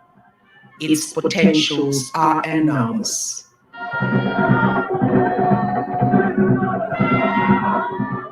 A picturesque landscape of. Yeah, I think one day I'm actually gonna do a better review of this video because I've not seen it, so maybe I could translate it myself so that people could follow even where they speak French. Yeah, so I don't want to bore you with that because there's so much French in it, and we don't understand French here, and that's just Yeah. No, but I heard this shawarma Arabs in Cameroon. They also from the Arabian Peninsula, I don't know. Or are they yeah, just Fulanis? yeah. There was Cameroon was part of the Kanem-Borno Empire. It was one of this Islamic empire for I don't know. It's called the Kanem-Borno Empire. It came right from Chad to the north of Cameroon. They were there for really really long time. So I think that's why there's the Islamic culture remain in that northern part of Cameroon. Yeah. So yeah, I was just trying to say, like the other lady, she was explaining how she lives there. There's no issue, We don't really have that mentality in Cameroon. There's not much. We don't really see tribalism. It's now this Ambazonian people. I think next week I'm actually going to make a complete breakdown of Ambazonia, what really it is, because I was actually part of it. People might not know. You Yeah, understand? so you're a militant Kifaru too, huh? Actually, I was part of the DDI. It was a secret society, Ambazonia. We actually paid people on the ground to carry out missions. It's not a Uh-huh. joke. Yeah. But I love it, and I tell all Cameroonians to forget about it because it's not gonna work. Yeah, they can't win that fight. They shouldn't make the mistake the Biafran people made in Nigeria. Yeah, it will be a bloodbath. So they should just try and dialogue with the government and work things out. You know? Yeah. So guys, who's ever's coming in, I don't know if you've been following the discussion. We're talking how our African nations can boost our business people to help them fight foreign investment. We call it in the Pan African Alliance the Dangote Model. Give them power they need to act as backup and for your nations. Yeah, we've been having a good conversation here, and only me came and. Gave our own contribution and things like that. Was that if I show some green because you think Cameroon is all this bro, people can think what they think, man. Don't worry. Yeah, Cameroon, you said in your live stream last time, I think, or I've listened to yeah, another I stream. need I I don't need remember to when it know. was, but you Yeah, said that Cameroon has different regions, and those different exactly, regions have different exactly. climate, right? Yeah, Yeah. yeah, exactly. Well, this is Mora. This is just a small town. It's not a big town. It's just 300,000 people. So It's it's normal just though. yeah, it's Yeah. normal. So this is a rural town. This is not a main town. It's like a rural, really, really rural town. They have what we call a DO. A DO is a really basic divisional officer. So they send those kind of people to really rural towns that don't have much. So I just saw it myself. I didn't know what he was talking about, but I found it so interesting because if I find myself in this area as a Cameroonian for where I come from, I might think I'm in a different country. I'm not gonna lie, understand? Because the culture, the landscape, everything looks different. But they still consider themselves like Cameroonians, and things like that. That was just the main reason for showing this image. If you think Cameroon looks like this, good for you. You'll be shocked when you come to Cameroon. You think you're in a different country. So that's fine. I'm not gonna try to show greenery. You can search whatever you want to search on YouTube. Cameroon is a big country. I mean, it's Of big course, of country. course. course, And any big country has different climates in different area, so yeah, it's normal. I don't see anything. I know for a fact, like Cameroon, some areas are very, very rainy, very, very jungly. And this is a new Cameroon, another side of Cameroon. So it's very interesting to see. yeah, yeah, Yeah, yeah. for instance, this guy, Mali boy, my brother here is saying it looks like Somalia. If you look in the north of Somalia for Sanaag region, it's very, very green and very, very like jungly. And it looks like it's high up, it's in the mountains. So you get like the clouds underneath you, and it's very green. It rains always. And this is the same north, like with other north places, which is desert. And if you go to the south, it's green because it has rivers. And so it's like where you come, the country doesn't all have the same. It's different. Region has different climates. It's normal, and I don't see anything wrong with that. Exactly. Let me share it so that people see exactly where Mora is. Okay. So that's Cameroon. That's Mora. So you can see it's actually in a little bit desert arid land. You can see it makes sense that it looks like that because we have semi-arid region also in the north of Cameroon. But if you see from that part, the rest is green. You understand? But that part Mm-hmm. up here is Maroa. That's where we have this semi-arid region. So Mora is right up there. It's a really small town. You understand? And so Yeah. yeah. So if you want to take that to be the whole of Cameroon, that's okay. So that's fine. If that is for you, yeah. So it's okay. It's okay. Nah, it doesn't make any sense. People think that every country is like everything looks the same. Doesn't make any sense. Yeah, Cameroon is really, Um, really diverse yeah, country. but That's yeah, yeah. I'm gonna share with you a video. You will not believe. Many people just think that, for instance, in Somalia, especially the north of Somalia, what do you think when you see? You think um, desert, because that's what mostly is. It is desert. It is semi-desert. Let me say. So You're having issues with your mic. I'm sorry. I'm gonna wait a minute. I'm gonna fix my mic. But yeah, share this video. Yeah, before I share your video, I can fire welcome. Have you got something to add about the Dangote's model? You think that's a good idea? I don't know the Dangote model. You feel me? Okay. So what do Um, you? but I like Dangote. I think that most Nigerians should have him as a role model. You feel me? Because that he's goddamn massive. You feel me? But we too greedy though. You feel me? We too greedy. You listen. A lot of us don't even watch movies. We don't watch nothing and learn anything. You feel me? Mhm. Nothing is good about greed. It can make you grow horns. You feel me? Yeah. Greed can make you grow two long horns outside your goddamn head. It will cover your eyes that you can't see morality anymore. You feel me? So I think that's what's possessing our African people. It's like this.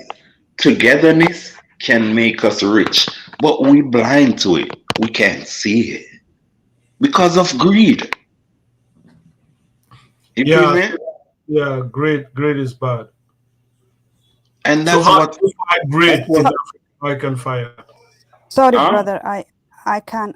Sorry. I send you the wrong video, please. It's the second one in 4 minutes. You can put on Is 4 minutes. that Sorry, I no? can. Greeting, Futiyar. I can fire. How are you? Hello, I'm hello, sorry. hello. Is that 4 minutes, snow that was please. falling? No, it was No, rain. it was rain. Wait, that's Somalia. Look around 4 minutes. 5 minutes. Four. So why did I always Yeah. think Somalia was a desert? I'm seeing trees there and stuff. Yeah, I mean, if you look, Southern. it's very, and this is in the north of Somalia. I mean, it depends. That's the You know, the north. country has different. It has different climates. The Looks like country Congo. itself. Look at all those thick trees. Like, wow, interesting. Yeah, and this is the north But part. Puntai, y'all don't have no frankincense tree those. Y'all don't have It no comes frankincense. from there, bro. It comes from Somalia, frankincense. Literally, Frankincense, Yani. man, I think they're Literally. the largest Oh, producers this, of it. this looks familiar. This looks like Congo. People in the mud because of rain. This is That's what I'm saying. It looks like Congo, not Somalia. Because I'm seeing trees, mud. It's not what you expect when you think Somalia. That's interesting. Exactly. that's the thing. All This Africa is is the same. Sanag. This is So Sanag region in north of Somalia. where you think Al Shabaab is hiding? Well, I have no clue. Maybe they're in the because They're in when the they south. travel, they can hide in jungles. Wow, look at that No, mountain. they are more. Look at that. They are more in the north, in the south of Somalia. They are in the southern Somalia. But if you can see, this is the northern part. Normally, you think that it's the more desert place, Yeah. but it's not. Do you see how green? Look at the mountains. Look Houses at are fog. They even have fog. exactly. It's very, very wet place over here. It's in the Sanag region. It's crazy. Really? Yeah. But when you talk about the frankincense, literally Somalia produces the most frankincense in the world. Like these regions are where you get the, especially the northern regions, is where you get the frankincense and myrrh. I That's know those, that Puntai. I was just messing yeah, with you. yeah. But you can see like it's so high up, the clouds are going under the mountains. Yeah. It's very high up. Yeah, it's very, very green. This area is so lush, it's crazy. You don't think it's the northern side of Somalia. And then when you go to the south, there's rivers and there's where the agriculture go. There's very much Right here is closer to green. Ethiopia, right? And in the middle where you see most desert and so on. That's why people, when they think of Somalia, they don't see this in their head. They think of barren land, but it's not all barren land. As you can see, like it's Yeah, gorgeous, by the way. I we would love think to have a house right we there. think desert and camels when we think Somalia. You know. Yeah, exactly. No, not all of it. No, we always see Somalia from the eye of the United Nations. you know Of that. course. That's true. That's true. Of course, We where always they see just show you. refugee crisis. That's what we see Somalia from. So sometimes people, but we're coming more like I'm not gonna Yeah, lie. that's why we have to tell our own stories at the end of the It's, day. it's, You know. it's exactly. It's good enough for me for Somalia to tell me the story, but don't just be unbiased. Okay, you see now, I was showing those part of Cameroon, and some people didn't like it. Say no, show Yeah, them. but did you see, You Kifaro, can't when just show. when you Yeah, showed the part of Cameroon where there was deserty, people were thinking like Cameroon doesn't look like this because we used to Cameroon the cold places. That's what was in our head, right? Where there's rainy forest, and this is why exactly this is like opposite effect. People expect Somalia to be very desert, and when they see this, it doesn't click to their head. It doesn't look like Somalia because that's what the people are used to looking at, like desert place. So yeah, Yeah, it's all like of them mountains. The it's mountains reach opposite. the clouds. Yeah, it's like opposite effect in Cameroon and Somalia, like what people yeah. have in their head. It's like when you think about Jamaica, you think everyone in Jamaica is moving around smoking ganja. And everybody smoke weed, ganja. Exactly. Some people don't even know it. You understand? It's just that media image that we always talk about. So it's With their always like, sensimilla. You know. No, Jamaicans are very intellectual people. They our schools are rigorous, like like fucking rigorous. So you have a lot of very educated Jamaicans who and you have a lot of Christian Jamaicans that don't indulge in weed thing. You feel me? So, but a lot of weed smokers are very prominent people, and it has nothing to do with their success. Have a lot of weed smokers are very successful. You feel me? So don't think that when you smoke weed you're gonna be nothing. You feel me? You have a lot of weed smokers that are rich. So it's what it is. You Yeah. understand? So I can fire. Can I Okay, answer go a question? Okay. Yeah. Somebody in the comment is asking why there's a starvation. Listen, Somalia is huge. These people live all the way on top of the north, and what's happening is in the the border side of Kenya and Ethiopia. That is where the most droughts are, those areas, and many people cannot just walk all the way up to the north, and people live there. That's their homes, and that's droughts. By the way, it's not like a food, but there's just droughts. The 4 years have not rained that area, while this area, but nobody's stopping them to come here. But to make that journey, some people cannot just make that journey. You understand? So this is all the way. So Somalia is a big. So this is all the way up top, and some people don't make the journey, and they are stuck in this area where there's like a limbo area. You understand, where there's no rain and stuff like that. But they can always now they're coming into the big cities, they're coming into the rural areas, and they are welcome. They're settling in. Most of these people who actually go through these droughts are those pastoralists who are having cattle and stuff like, and they move around all the time. Those are the problem, that these people get hit the most.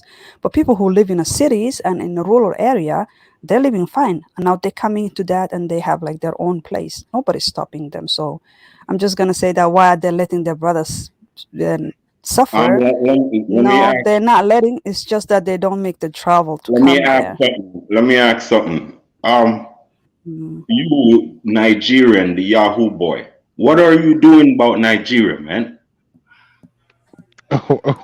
Why do you assume I'm a Yahoo boy? First of all, why Yahoo boy? Why Yahoo yeah. boy?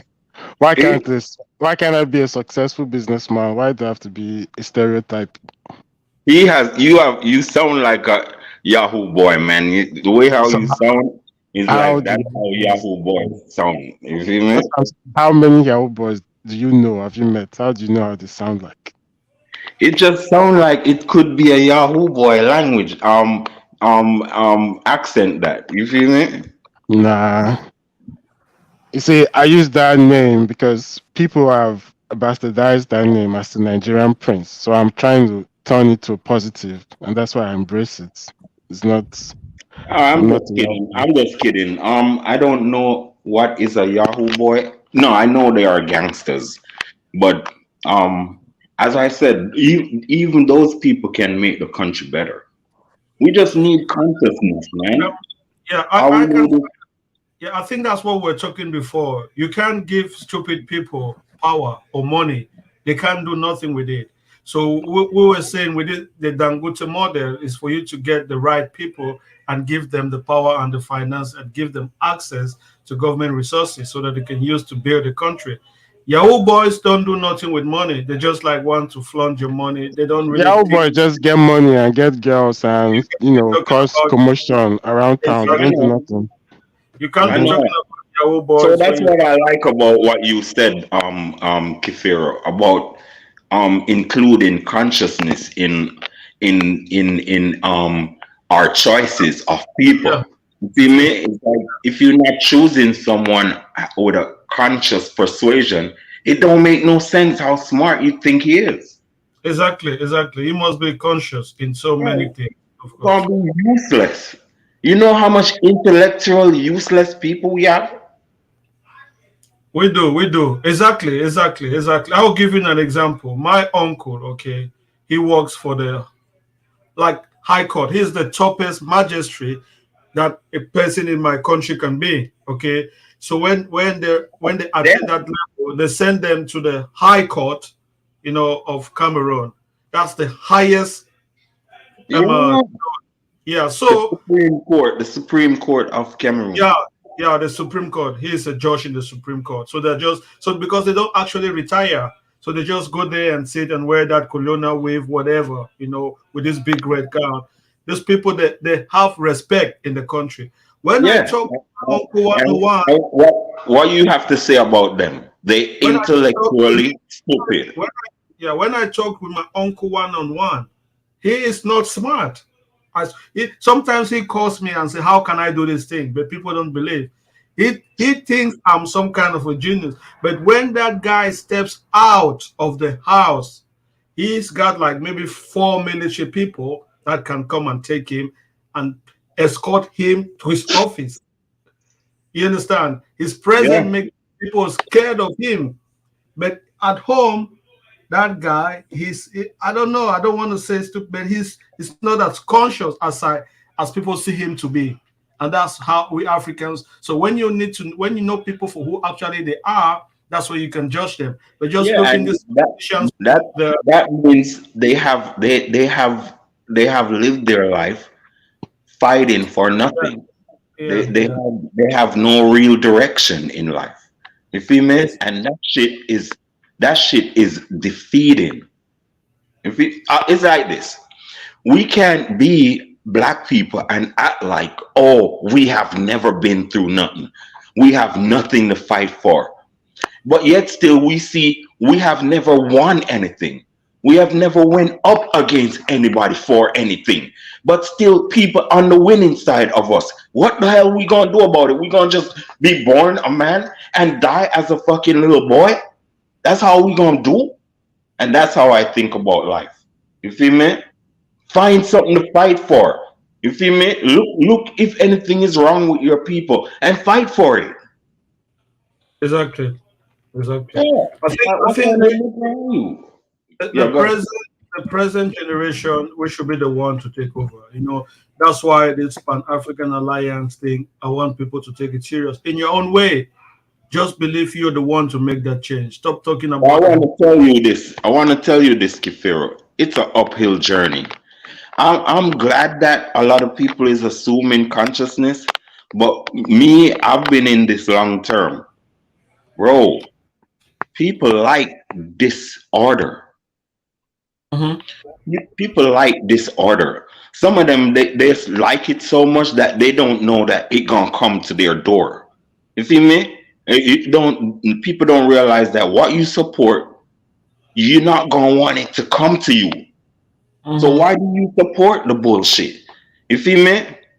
Like Al Shabaab and Boko Haram. Would you like that to come to your door and your family? Why are you doing it to people? You Mhm. feel me? And this is what I don't like about people. We are living for today and what it feels and how good it feels to try and dominate others over stupid stuff. And who is the boss?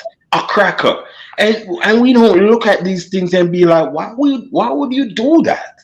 Because you think you gonna get respect by disrespecting people that look like you. That's what's going on in Africa and in Jamaica. Female, you have these little same with Jamaica, you have these little stupid judges wearing these white people here. You feel me? Exactly. This is And how and this. and be frowning their nose upon people thinking that people is common. You feel me? And we the ones who pay these bitches. And that's what's pissing me off about these people. These people act like they don't work for us. They don't. They don't. There's no sync. There's no sync with the politicians of Africa and their citizens. They don't Yeah, sync. they run their countries like they're running a corporation, so they just They that's the compete among problem. Yeah. themselves. They compete among Okay. themselves. No, yeah, yeah, You I'm see just the reading the Nigerian comments lady and I that feel was like I crying? have to answer that. I'm sorry. I feel like I need to answer some questions. Um, but yeah, My girl. You kind of being petty. Nobody cares about what's going on in the comments. Let's just have a why not? decent You don't care? conversation. Let's just have a decent All conversation right, about all some right, all relevant right. stuff. Nobody cares Go ahead. about the People are Uh, comment. asking questions in the comment what's your section. name? If you have Only any Listen, me. Why knowledge, is go we it ahead. are. Hold everybody? on. Everybody is always Only trying to attack you. What did you do to them? Did listen. you? Only me. We Please, are. please, Yeah, We, go can I ahead hey, there, Buffalo. hold on, Mr. Yahoo boy. Hold on, Prince, and hold on, everybody. Empress. We are all men in here. We're not gonna take no petty bullshit, and we're not gonna take no female energy. If you listening, you Who you listen. talking to? Who the If fuck you are have you talking something to? Who do you reasonable think you're to say, speaking to? Who if the you have fuck do you think you're reasonable, speaking to? Shut the fuck up and sit down and let me talk if I you, want to talk. you need What the to fuck is wrong with go you? because Now you're you're gonna bringing cause my feminine animosity. energy to you. please, Shut No, the guys, fuck up. nobody cares about the comment. Oh my Shut the God. fuck up. This is not your channel. Get your own fucking please, channel and tell me what to do there. I The think fuck when we is come wrong with here, you? we need. I want this channel like people who can speak Yeah, important.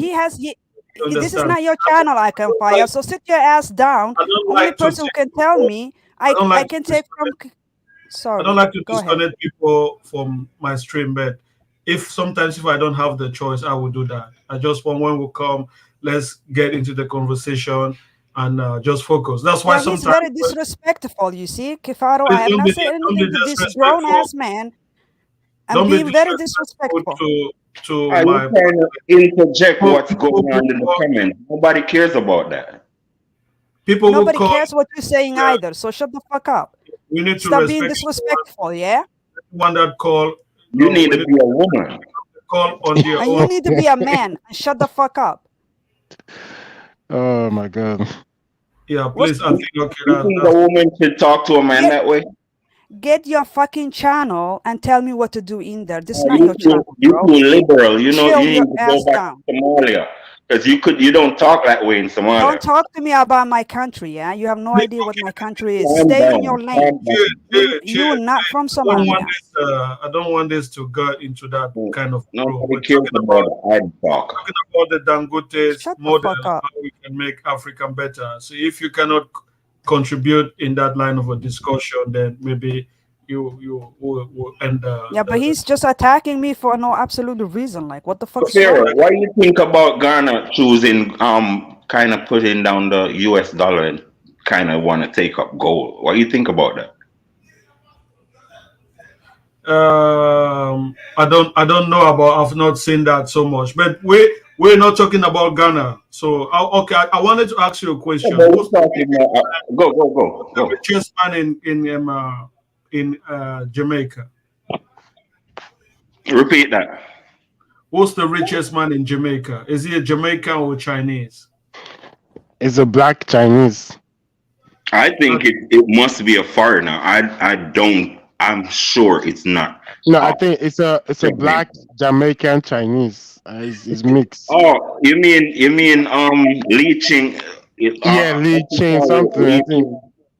Oh, black he's the richest mix. Jamaican. I think so. I don't know, but I know it's a Yeah, billionaire. he has a little Somebody nigga. saying it's an Indian. He has a Somebody little saying nigga it's in him. Indian. So that's He's a what we're talking about. So the he's richest a man in your country is an he, Indian and Chinese. It's not even a black guy. he's a Not Chinese a fact. Jamaican. Yeah, that's what we're talking about. That our nations cannot Wow. be foreigners were the richest people because they influence the country. The richest man in Hey, Jamaica. hey, stop calling. Stop. Listen, I want y'all to call it a fucking island. It is stupid for No, anybody intelligent to call it a country. Do you no, Yeah, but understand? it's a it's a country though. country. How is it? How is it a country? Isn't a you have a country decided by size? a Jamaican passport Do you have a and flag? Do you have a flag, fucking flag? Passport. That's Do you it. national have a anthem. president? Oh my It's a God. You it's see, a country. you all. Hold on. You see, you all are from a mainland that y'all can't fathom. All right. Okay. Mauritius. Mhm. What do you call Mauritius? It's a country. It's a country. It's a An country. island country. It's an island, but it's a country. Oh Exactly. Lord. It's Yeah. a little beanie country, island. Same with what's the one off Guinea Coast? Fire. Stop with the What, semantics. That we what's know the it's a one of Guinea Coast? What's the What do you place call of Guinea Gambia? Coast? Gambia is any teeny place. What do you call No, Gambia? Country? yeah, Gambia is on a mainland. It is just an imaginary thing called a border. Well, I don't. Y'all crazy as Yeah, cat shit. Kifaru, you live in Italy, right? The Vatican is not a country on its own. Yeah, it's a sovereign state inside country. Okay, let Mm-hmm. me. Italy is even bigger. Island Cape Verde is a country, and your population is Mm-hmm. 500,000. Jamaica. The Vatican is an imaginary country. Okay, that's fine. Let's talk about Cape Verde. Oh Cape Lord. Verde is a country, and the population is 500,000, but it's a sovereign It's an country. island. It's not a country. God. You gotta distinguish, man. Counted as one of the countries in Africa. It is an island. It is not a country. Island can be a It, country. Okay, look. Country. bro, it's called an island off the African coast. Don't bullshit yourself, man. Y'all No. kind of They stop have a being I that, mean, bro. Seychelles Stop has being less that than so smart. 100,000 people. It's still a country. The All right, island fine. Seychelles. All right, fine. Don't distinguish nothing. Keep on going. I can. Jamaica All is a right, country. Just let what you go. say about the island now? What you say about the island? Yeah, I was asking you, who's the richest man in Jamaica? Is it an Indian or you don't know? Or All I know, he's not jet black. okay, so that's the problem. So we're trying to say each African country, the richest man in this country should be someone that is But native. what you think? Okay, direct me as to what you think caused it. It's just stupid leadership. No, no, it's not. Okay, why? What was causing it? Those type of people have been in power since the end of slavery. Do you understand? Okay, you mean in Those, Jamaica? those people who are at the top echelons of Jamaica have been in that position since slavery. Maybe okay. Maybe countries in the Caribbean may have a little slight history. I can understand that. You understand? Yeah. So for that, I may say you have a point. And Christianity have been forced and dominating our people since then. So imagine the mentality of our people. It's all colorism. We actually think white people and all these people is better than us. You feel me? And that's what needs to be get out of our people. So when ask yourself about Cameroon also and these other areas, how crazy obsessed our people is about this Christianity shit, it's even more valuable to them than money. You feel me? You hear what I'm saying? And that's what's destroying our people. All right, your uncle, isn't he a Christian? No, he's a persecution. He's an animist. What? He's an animist. He's not. He just goes to church just to satisfy people, but it's not. You speak for your goddamn self, goddamn Kifero. Speak for your goddamn self. That's bullshit that you just. That's bullshit. That's capping that you just did, bro. That is fucking. He's not a full-fledged animist. He is a part. He is a Christian that did not dilute what you call dissolve his animism. That's what he is. But he a goddamn Christian, bro. And that's why he's so stupid. He's not. I can tell you don't know him, so you can't argue with me. All right, let me just say this to you. Let me just say to you. Police is Christians. Soldiers is Christians. Strippers is Christians. The nigga that will chop off your head is a Christian. What's the difference? Well, I'm telling you about somebody I know personally. All right. My apologies. He don't go to church. He don't go to church, and he don't listen to pastors. He don't listen to. Forgive me. He don't do none of that. But No. once you do it, you're a Christian. All what they say in church, he does not respect. He just go to church because for the community. Listen, in Africa, sometimes you do things just for the community. He has his own books. He's an amok. He's in execution order. He believes he can invoke Jesus Christ in front of us. He tells us that if we want to see him. See, some people go to church in Africa. When they come back, they go to their backyard and still worship the ancestors. So Yeah, but it don't matter. you want to tell me, you mother lovers want to tell me that it don't have no effect on you. That's what you telling me, that this Christianity that they doing halfway don't have no effect on them. That's what y'all just trying to justify. You have Christianity no idea. has no effect on us building roads, building schools, building hospitals. Yes, It it doesn't. does. Yes, it No, it does. doesn't. It Yes, it doesn't. does. Yes, it does. You see them work harder in England than they ever worked in Nigeria. Come on, talk the truth, Prince. Talk the truth, Prince. You see them. You see them. Hold on. You see them clean white people's streets, and they don't clean their own streets in Nigeria. You Why see do them they try to. claim? You see them. Come on, Prince. You see them do Listen, better for but the white man why? The question is, why do they clean the white man's streets? It's because of the because economic no, value.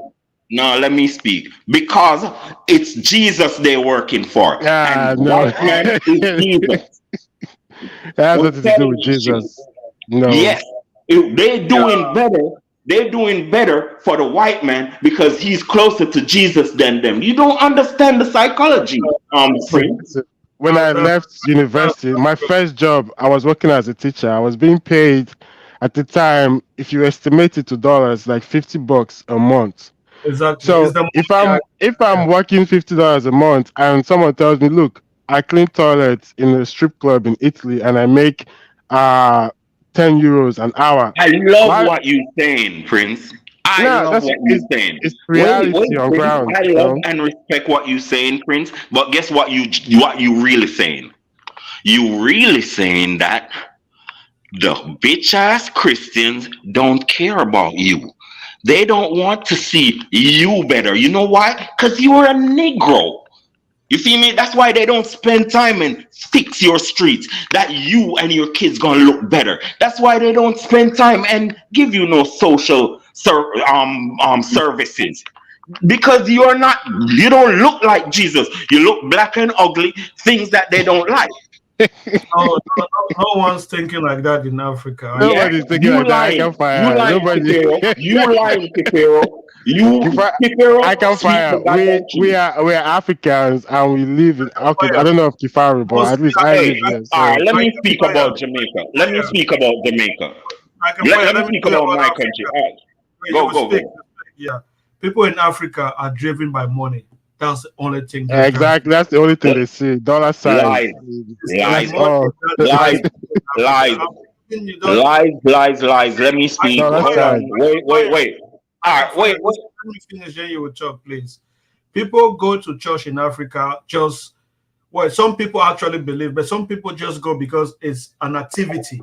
I will Fine, tell you. To All fulfill what they all say in righteousness. the Bible, don't fine. commit adultery, don't drink. Who does that? No one does that. Nobody.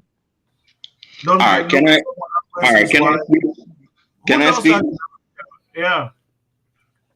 All right, all right. You say it's money overall, right? Yes. You say it's money overall, right? Yeah. So if it's money, why y'all ain't better? I mean, it's just money. So why y'all ain't better? So you Why want to tell can me you? that? No, no. So you want to tell me that a lack of care for each other is not what's keeping y'all broke. That's what y'all saying. That's what's going on. It's a lack of care for each other. That's why shit is fucked up. That's what. And ask yourself, That, and ask yourself, hold on, wait. Ask yourself, what's causing this lack of care for each other? And hold up, if you think I'm lying, well, you have Europeans, you feel me? You see, they spend their money on their people. They make luxury for their own people. They have social services for their own people. They'll do that even if shit is limited. You feel me? Bro, in Nigeria, they got money piled up in for the government. And they don't fucking do real care and services for the people. You got this lady, right? I hear her on this. I think he's a Igbo, but he has a channel, right? And he gave us a video with this Nigerian lady crying. She crying that she's in the ice, have to leave Nigeria because the government people have money locked up, hidden, getting all rotted, and mice eating it up, and they have to leave their country because of what? Nobody's caring for the people. And if it's happening in a very limited way. So you can't tell me this thing is not a mental sickness that's going on. And what's causing the mental sickness? Christianity and Islam. Everybody's thieves. Everybody's thieves. Why y'all have so much thieves if y'all planning on going to heaven? Why so much thieves? How come nobody's better with Christianity that's going to take everybody to heaven? How come nobody's better? How come everybody's so hateful to everything black? Not everybody is hateful. Okay, I can fire. Slavery was happening before Christianity, true? Came to Africa. True or false? Okay, so we didn't have Christianity then. We still sold each other as slaves. So what does that change? Man has always been. But hold up. Listen. Africa was neutral. Africa was neutral. Africa people wasn't good and they wasn't bad. You feel me? Africa could take good directions at that time. But what happened? Some demons came and transformed us into demons.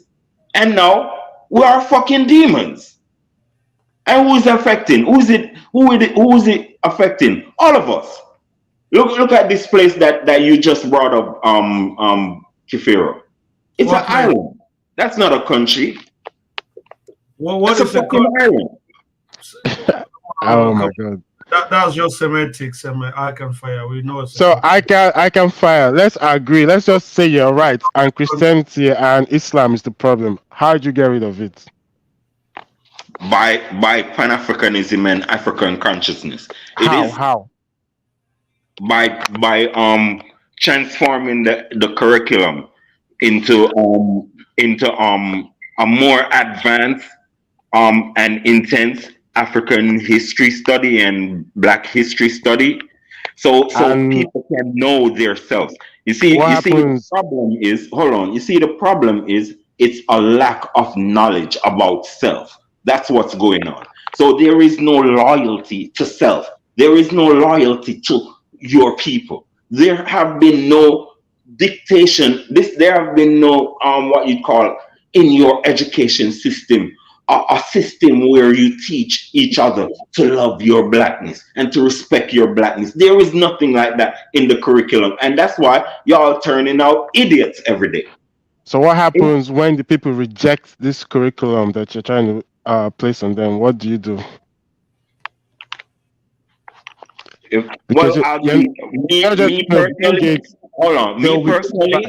personally, it would be a subtle game. I would make it happen without you even knowing. You feel me? Only in small ways. I wouldn't try to be brutal about it. You feel me? Right. So I would just tap into the education system. Let me give you a scenario. I can fire. Comment on the screen. What will you say to that? Black people always have to blame something other than themselves. Yeah, I mean we should always blame ourselves. You feel me? And we You're should not blame. blaming yourself. You're blaming some You're blaming Christianity. religion, Christianity, the white man, All right, all right, all right. Religion, is it an entity of its own self, or is it people that has to give life to it? You feel me? So it's not like, oh, I'm blaming religion. I'm blaming the Negroes that is giving life to this piece of shit concept that makes y'all dumb as fuck. Do you understand? Stop swearing. I can fire. Sorry, sorry. So I'm actually blaming ourselves. See, I don't want to talk intelligent about these things. You feel me? I choose not to talk intelligent about it because a lot of people, hold on, a lot of people brush over it as if they're not stupid, as if they're actually smart. I can fire. I think that's where you're making a mistake. If you don't talk about certain topics intelligently, people will not take you serious. They think you're just clowning. They think maybe you're drunk. Okay, You're I'll try to make a change. Kifaru, let me give Icon Fire a scenario. Icon Fire, say you become president of Nigeria, right? And Yeah. in the northern part, you have millions, we're talking like maybe 50, 60 million people that don't believe in education. That is like your regular Western education, like maths, physics, and those kind of stuff. How do you enforce a policy that convinces those people? Or how do you put those bots in the seat in school? So tell me Oh, how you thank do you. it. All right, thank you. All right, if I'm running Nigeria, right? First of all, I'll conscript every male into the army. As soon as you reach 17, 16, 17, I'd conscript you in the army. You have to do maybe 10 years into the army.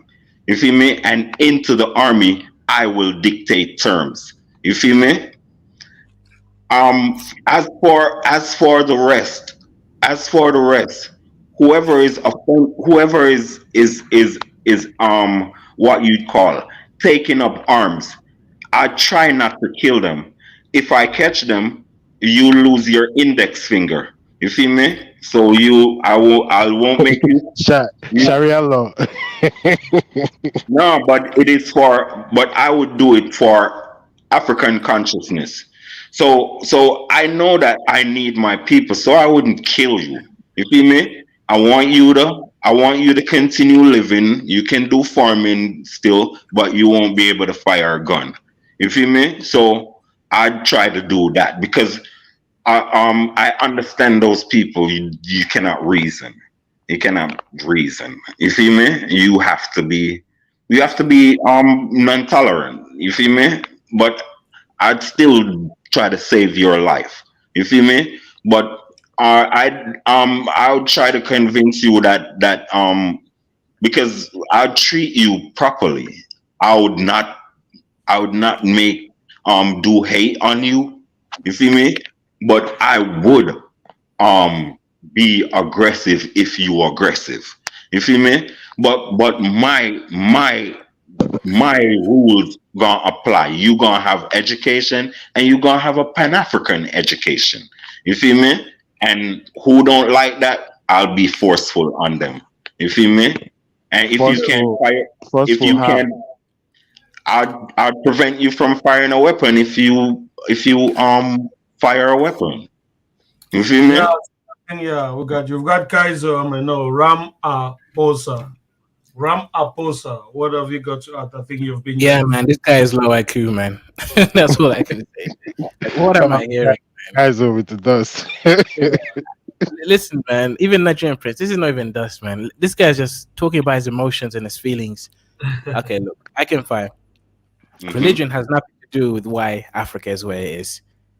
Now, it has something to do with a little bit of a mindset. You are correct in some aspects, but it's not the key thing that's going to change anything, right? You can adopt African religion. You guys used to eat each other, so that's not really any better. Point is, right? We know what the issues are. I can fire, right? I would adapt the Ma'at. Okay, my art, whichever one you do, it's not going to Yeah, change the go, reality. go. Speak. What? Go. Speak with your. Let me hear your logical. Yeah, logic is where we need to be. You're literally sounding like a woman, but listen, this is the issue with Africa, right? We got three different states. Can you hear me, guys? Yes, we can hear you. Yeah, Yeah, go ahead. there's three main issues that we're suffering from Africa, right? You can put a perspective on that. There's geopolitics at the macro scale. This is where America, European Union, China, and India, countries with leverage, obviously dictate to an extent the terms of trade, right? And what kind of benefits we have and what kind of materials we sell. This is where they can put sanctions, embargoes, put limits on which, again, trade tariffs, right? Which products they're going to buy from you, at what level they're going to buy from you at. So, is it value added products like, let's say, cocoa? Ghana is now trying to fight against that, etc. Putting on carbon tax tariffs on Ghana, saying they're polluting the world by growing all this cocoa. The only way they can still buy the cocoa is if Ghana pays taxes. At the macro scale, there are levels of control. Then there's a mid scale. Mid scale is where you're talking about people like Dangote, who's now doing intracontinental trade, for example, cement, and he's building a value by trading some commodity that is needed for development, such as buildings, materials, etc. Right, that's a mid-level sort of geopolitical scale. Then there is the low-level dusties, our prison systems, our education systems. Now, these are dusty not because of the white man. Thank you for not bringing him up. You actually brought about self-love. I agree with you on that point. I can. It is true. We don't even see ourselves as Yeah, I ourselves. think that You are correct there, right? The black man truly doesn't yeah, give a shit about his own people, and at that level, Icon, you can definitely make an influence by actually having some kind of national pride. But one of the reasons Icon is because we don't even see ourselves as the same people. We're too disconnected into individual little tribes. So until that element goes away, right? It's not going to change anything. So you have to start at the tribal level. Get rid of all these dusty tribes, man. They're all gonna go. If you guys want to improve, again, if you want to improve, if you don't want to improve, then don't. But yeah, you are correct. yeah. I can fair So as that level. I'm very intellectual, sir. You feel me? I think it's a lot of masturbation in it, but I respect some of it. You feel me?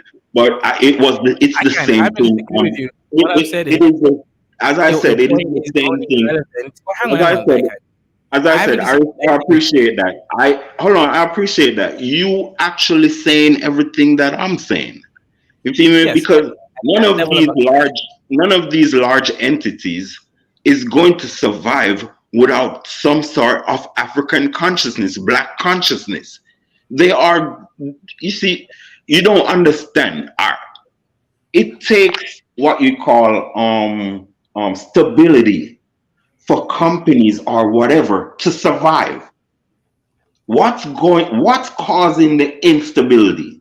A lack of knowledge. What's going to cause stability? Knowledge about self. You feel me? So yes, it is still nationalism, but it's about blackism, like love all black people. So it still will answer the tribal problem. You feel me? Because yes, you have your tribe, love your tribe, ain't nothing wrong with your tribe and your people. Sure, it's all good. And we will give you, and you should get a little autonomy in your tribe where if you want to build a city for your tribe, build a city for your tribe and have your mayor for your goddamn tribe, fine. With love for the other tribe. You feel me? No, so that's what I would dictate. Yes, you can preserve yourself and all that shit with love for the other tribe and with respect for other tribes. And it's not tribal shit. It's not tribe you gonna respect. It's their blackness. You feel okay. me? You're mostly making sense apart from the whole preserving tribes. You look at African economy, you can literally do a GDP per capita translated into, okay, obviously size of country and resources, but you can, if you account for that, you can kind of see that the countries that are just black or national, they have a nationhood like concept, and also capitalist, they're the richest ones. South Africa, Namibia, Botswana, all those countries, they're not really being hyper tribalistic there in those kind of countries, especially South Africa. They just became black, right? But the countries where there's loads of tribes, oh, I'm Igbo, I'm Ijo, I am this dust, other tribe from East Africa, we know who they are. Those are the worst places in the world, right? Because they're fighting each other on such a silly concept. Tribes, listen, Africans, you got to evolve from this. You're not high IQ enough. to comprehend the concept of loving each other still while still being Yeah. separate tribes. We're not That lonely. would take like another Ask yourself. 1,000 Ask yourself. years. What Hold on. the? Right. Just become Yeah, black. go ahead, That's it. I please. agree with you. I can. We do need to just become black. I can. Today you're high IQ. Thank Yeah, you. Thank you, sir. Thank you, yeah. sir. That was a good, guys. I've hit my time, so let's go back to know what Hold we're. on, Outlaw Kafira. I can fire. I'm the MC of this show. I set the discussion. You don't make I, it your. I was asking you if I could say something else. Kifaru Okay. is hungry. He wants to go and eat. Yeah, say something else. I can fire. So yeah, what we're about to say. Yeah, I was just saying that how I'm speaking now is how I've always spoken. I've never changed. So I'm not coming with anything new to anybody. It's just that you're just coming around.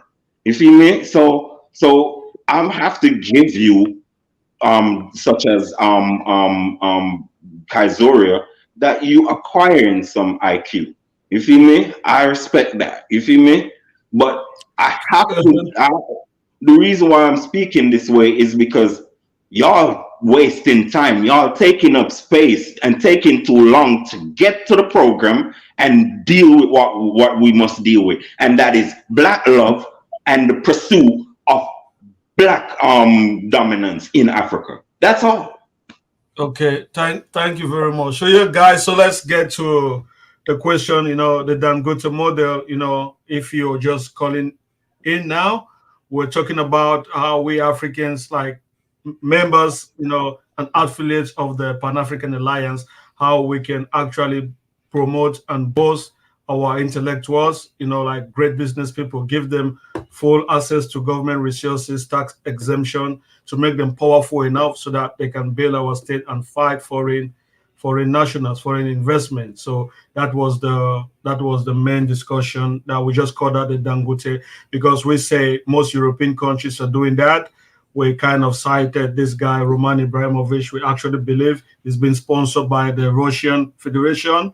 It's like a backup man for them. They gave him word and access. This spy, he was, I think, expelled from the UK, but he's still doing good. We believe maybe this guy has got some links with the Communist Party.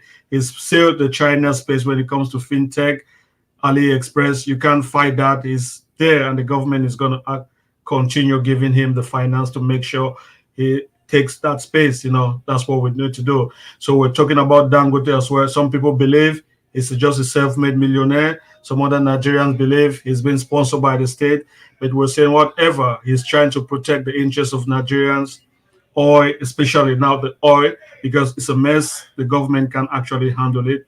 So they're investing more on him. Maybe they think he can save it. So that was the idea of this conversation today. And some of you have been here from the beginning, and some of you are coming late. So Nigerian Prince and Ram Aposa. I think even I Can Fire has been here since for the beginning. Thank you all for calling. So, Nigerian Prince, what is your closing remark as concerns this Dangote's model in Africa? Is it a good idea? Can it work? Or what's your closing remarks? Yeah, I believe it can work, but like I said, when it comes to Africa, each African country has to find a system that is unique and that works for them. So it might work for Nigeria, it might not work for a different country, but I do Okay. believe it's very sensible. That's why the Chinese dominate some other countries, because when these guys come in, there's no competitor. There's nobody the government can look to and be like, okay, let you go against this Chinese company so you guys can have like a what's it called, competitive market. It doesn't exist. Yeah. So it will work, but like I said, it has to be the government policies. They have to create the environment and the necessary policies to allow such individuals thrive. So I believe it could work. Yeah. Thank you. Thank you for coming. I really appreciate you staying with me for all these 3 hours. I know maybe you need to get your egusi soup now. Yeah, I've been feeling a little bit sick, so I slept. So when I woke up, I saw your live. I'm like, let me tap in. Yes, I get it. Thank you very much for coming. Mm-hmm. So I Can Fire, the Dangote model. What do you think about it? we need much more people like him spread around the continent. You feel me? I believe I like his the dude, but I can all right. I like Julius Malema model also, where right now he's trying to. I hear him trying to impress on his people that they got a lot of construction company in South Africa.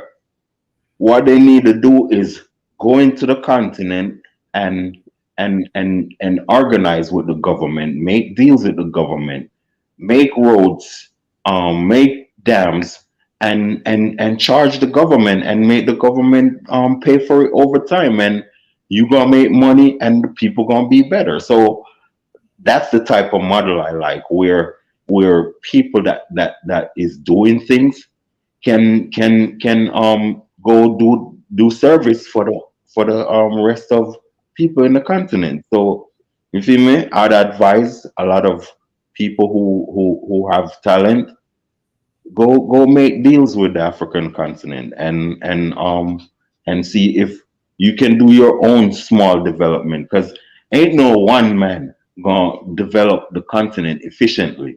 You feel me? Everybody needs to do a little piece. You feel me? And that's what how I see it. Okay, thank you very much for coming, I Can Fire. You have always been a faithful viewer to the Pan African Alliance. I thank you all for being with me. Some people are coming late now. I thank also Punta Princess. She was here. She gave her own contribution, and I thank everyone. So, ladies and gentlemen, this is I respect your channel, man. I like people that's geared to positive stuff and conscious stuff. I don't like things that don't have direction. So I like your shit. Respect. Thank you. Yeah, so thank you again. So yeah, I mentioned Punta Princess. Thank you for coming. If you're listening or if you're not, so we always appreciate you for coming. This is the Pan African Alliance, and I want to insist that the purpose of the Pan African Alliance is to encourage young people to get into politics. Don't see these politicians as some sacred and holy people. You're just like them. You can be the same like them. You can come to the Pan African Alliance, you can be part of the Pan African Alliance, or you can be part of some political institution in your own country. At the end of the day, Africa belongs to us. If we don't take this responsibility and build Africa, we will be complaining every day. Oh, our leaders are doing this, they're going to France, they're signing their minerals to America. Who can make all videos, all all YouTube? We can keep repeating the news from one channel to another. That is not going to change anything. But what is going to change if we become active in this politics and start trying to take over this thing? So, ladies and gentlemen, this was a nice stream. I hope you like it. We want to always keep this discussion cordial. So please, again, when we come here, let's be respectful to one another. You understand, so that we can keep our stream lives and we can always go back and rewatch it. I don't want to delete my streams. Yeah. So, ladies and gentlemen, this is a Saturday, and I wish all of you happy weekend. In sales, it's okay. You can still stay on your computer and do your computer shit. But for me, I will need to go out, meet some friends, and thank you all for coming. And please, next week we're going to have a show about this Ambazonia crisis thing. I'm into this Ambazonia thing. I've been a militant, so I'm gonna break it down for you, for everyone to really understand what is going on in Ambazonia. And I don't like the idea anymore because I've seen it. It's not beneficial. A lot of people, young people, dying. These people could be the one who could develop your country, but they're killing themselves for some stupid reasons for now. So, ladies and gentlemen, tune in next week, and we're going to have this really great conversation. Thanks for coming. This is the Pan African Alliance, and I wish to see you next week. Thank you very much. Have a wonderful weekend.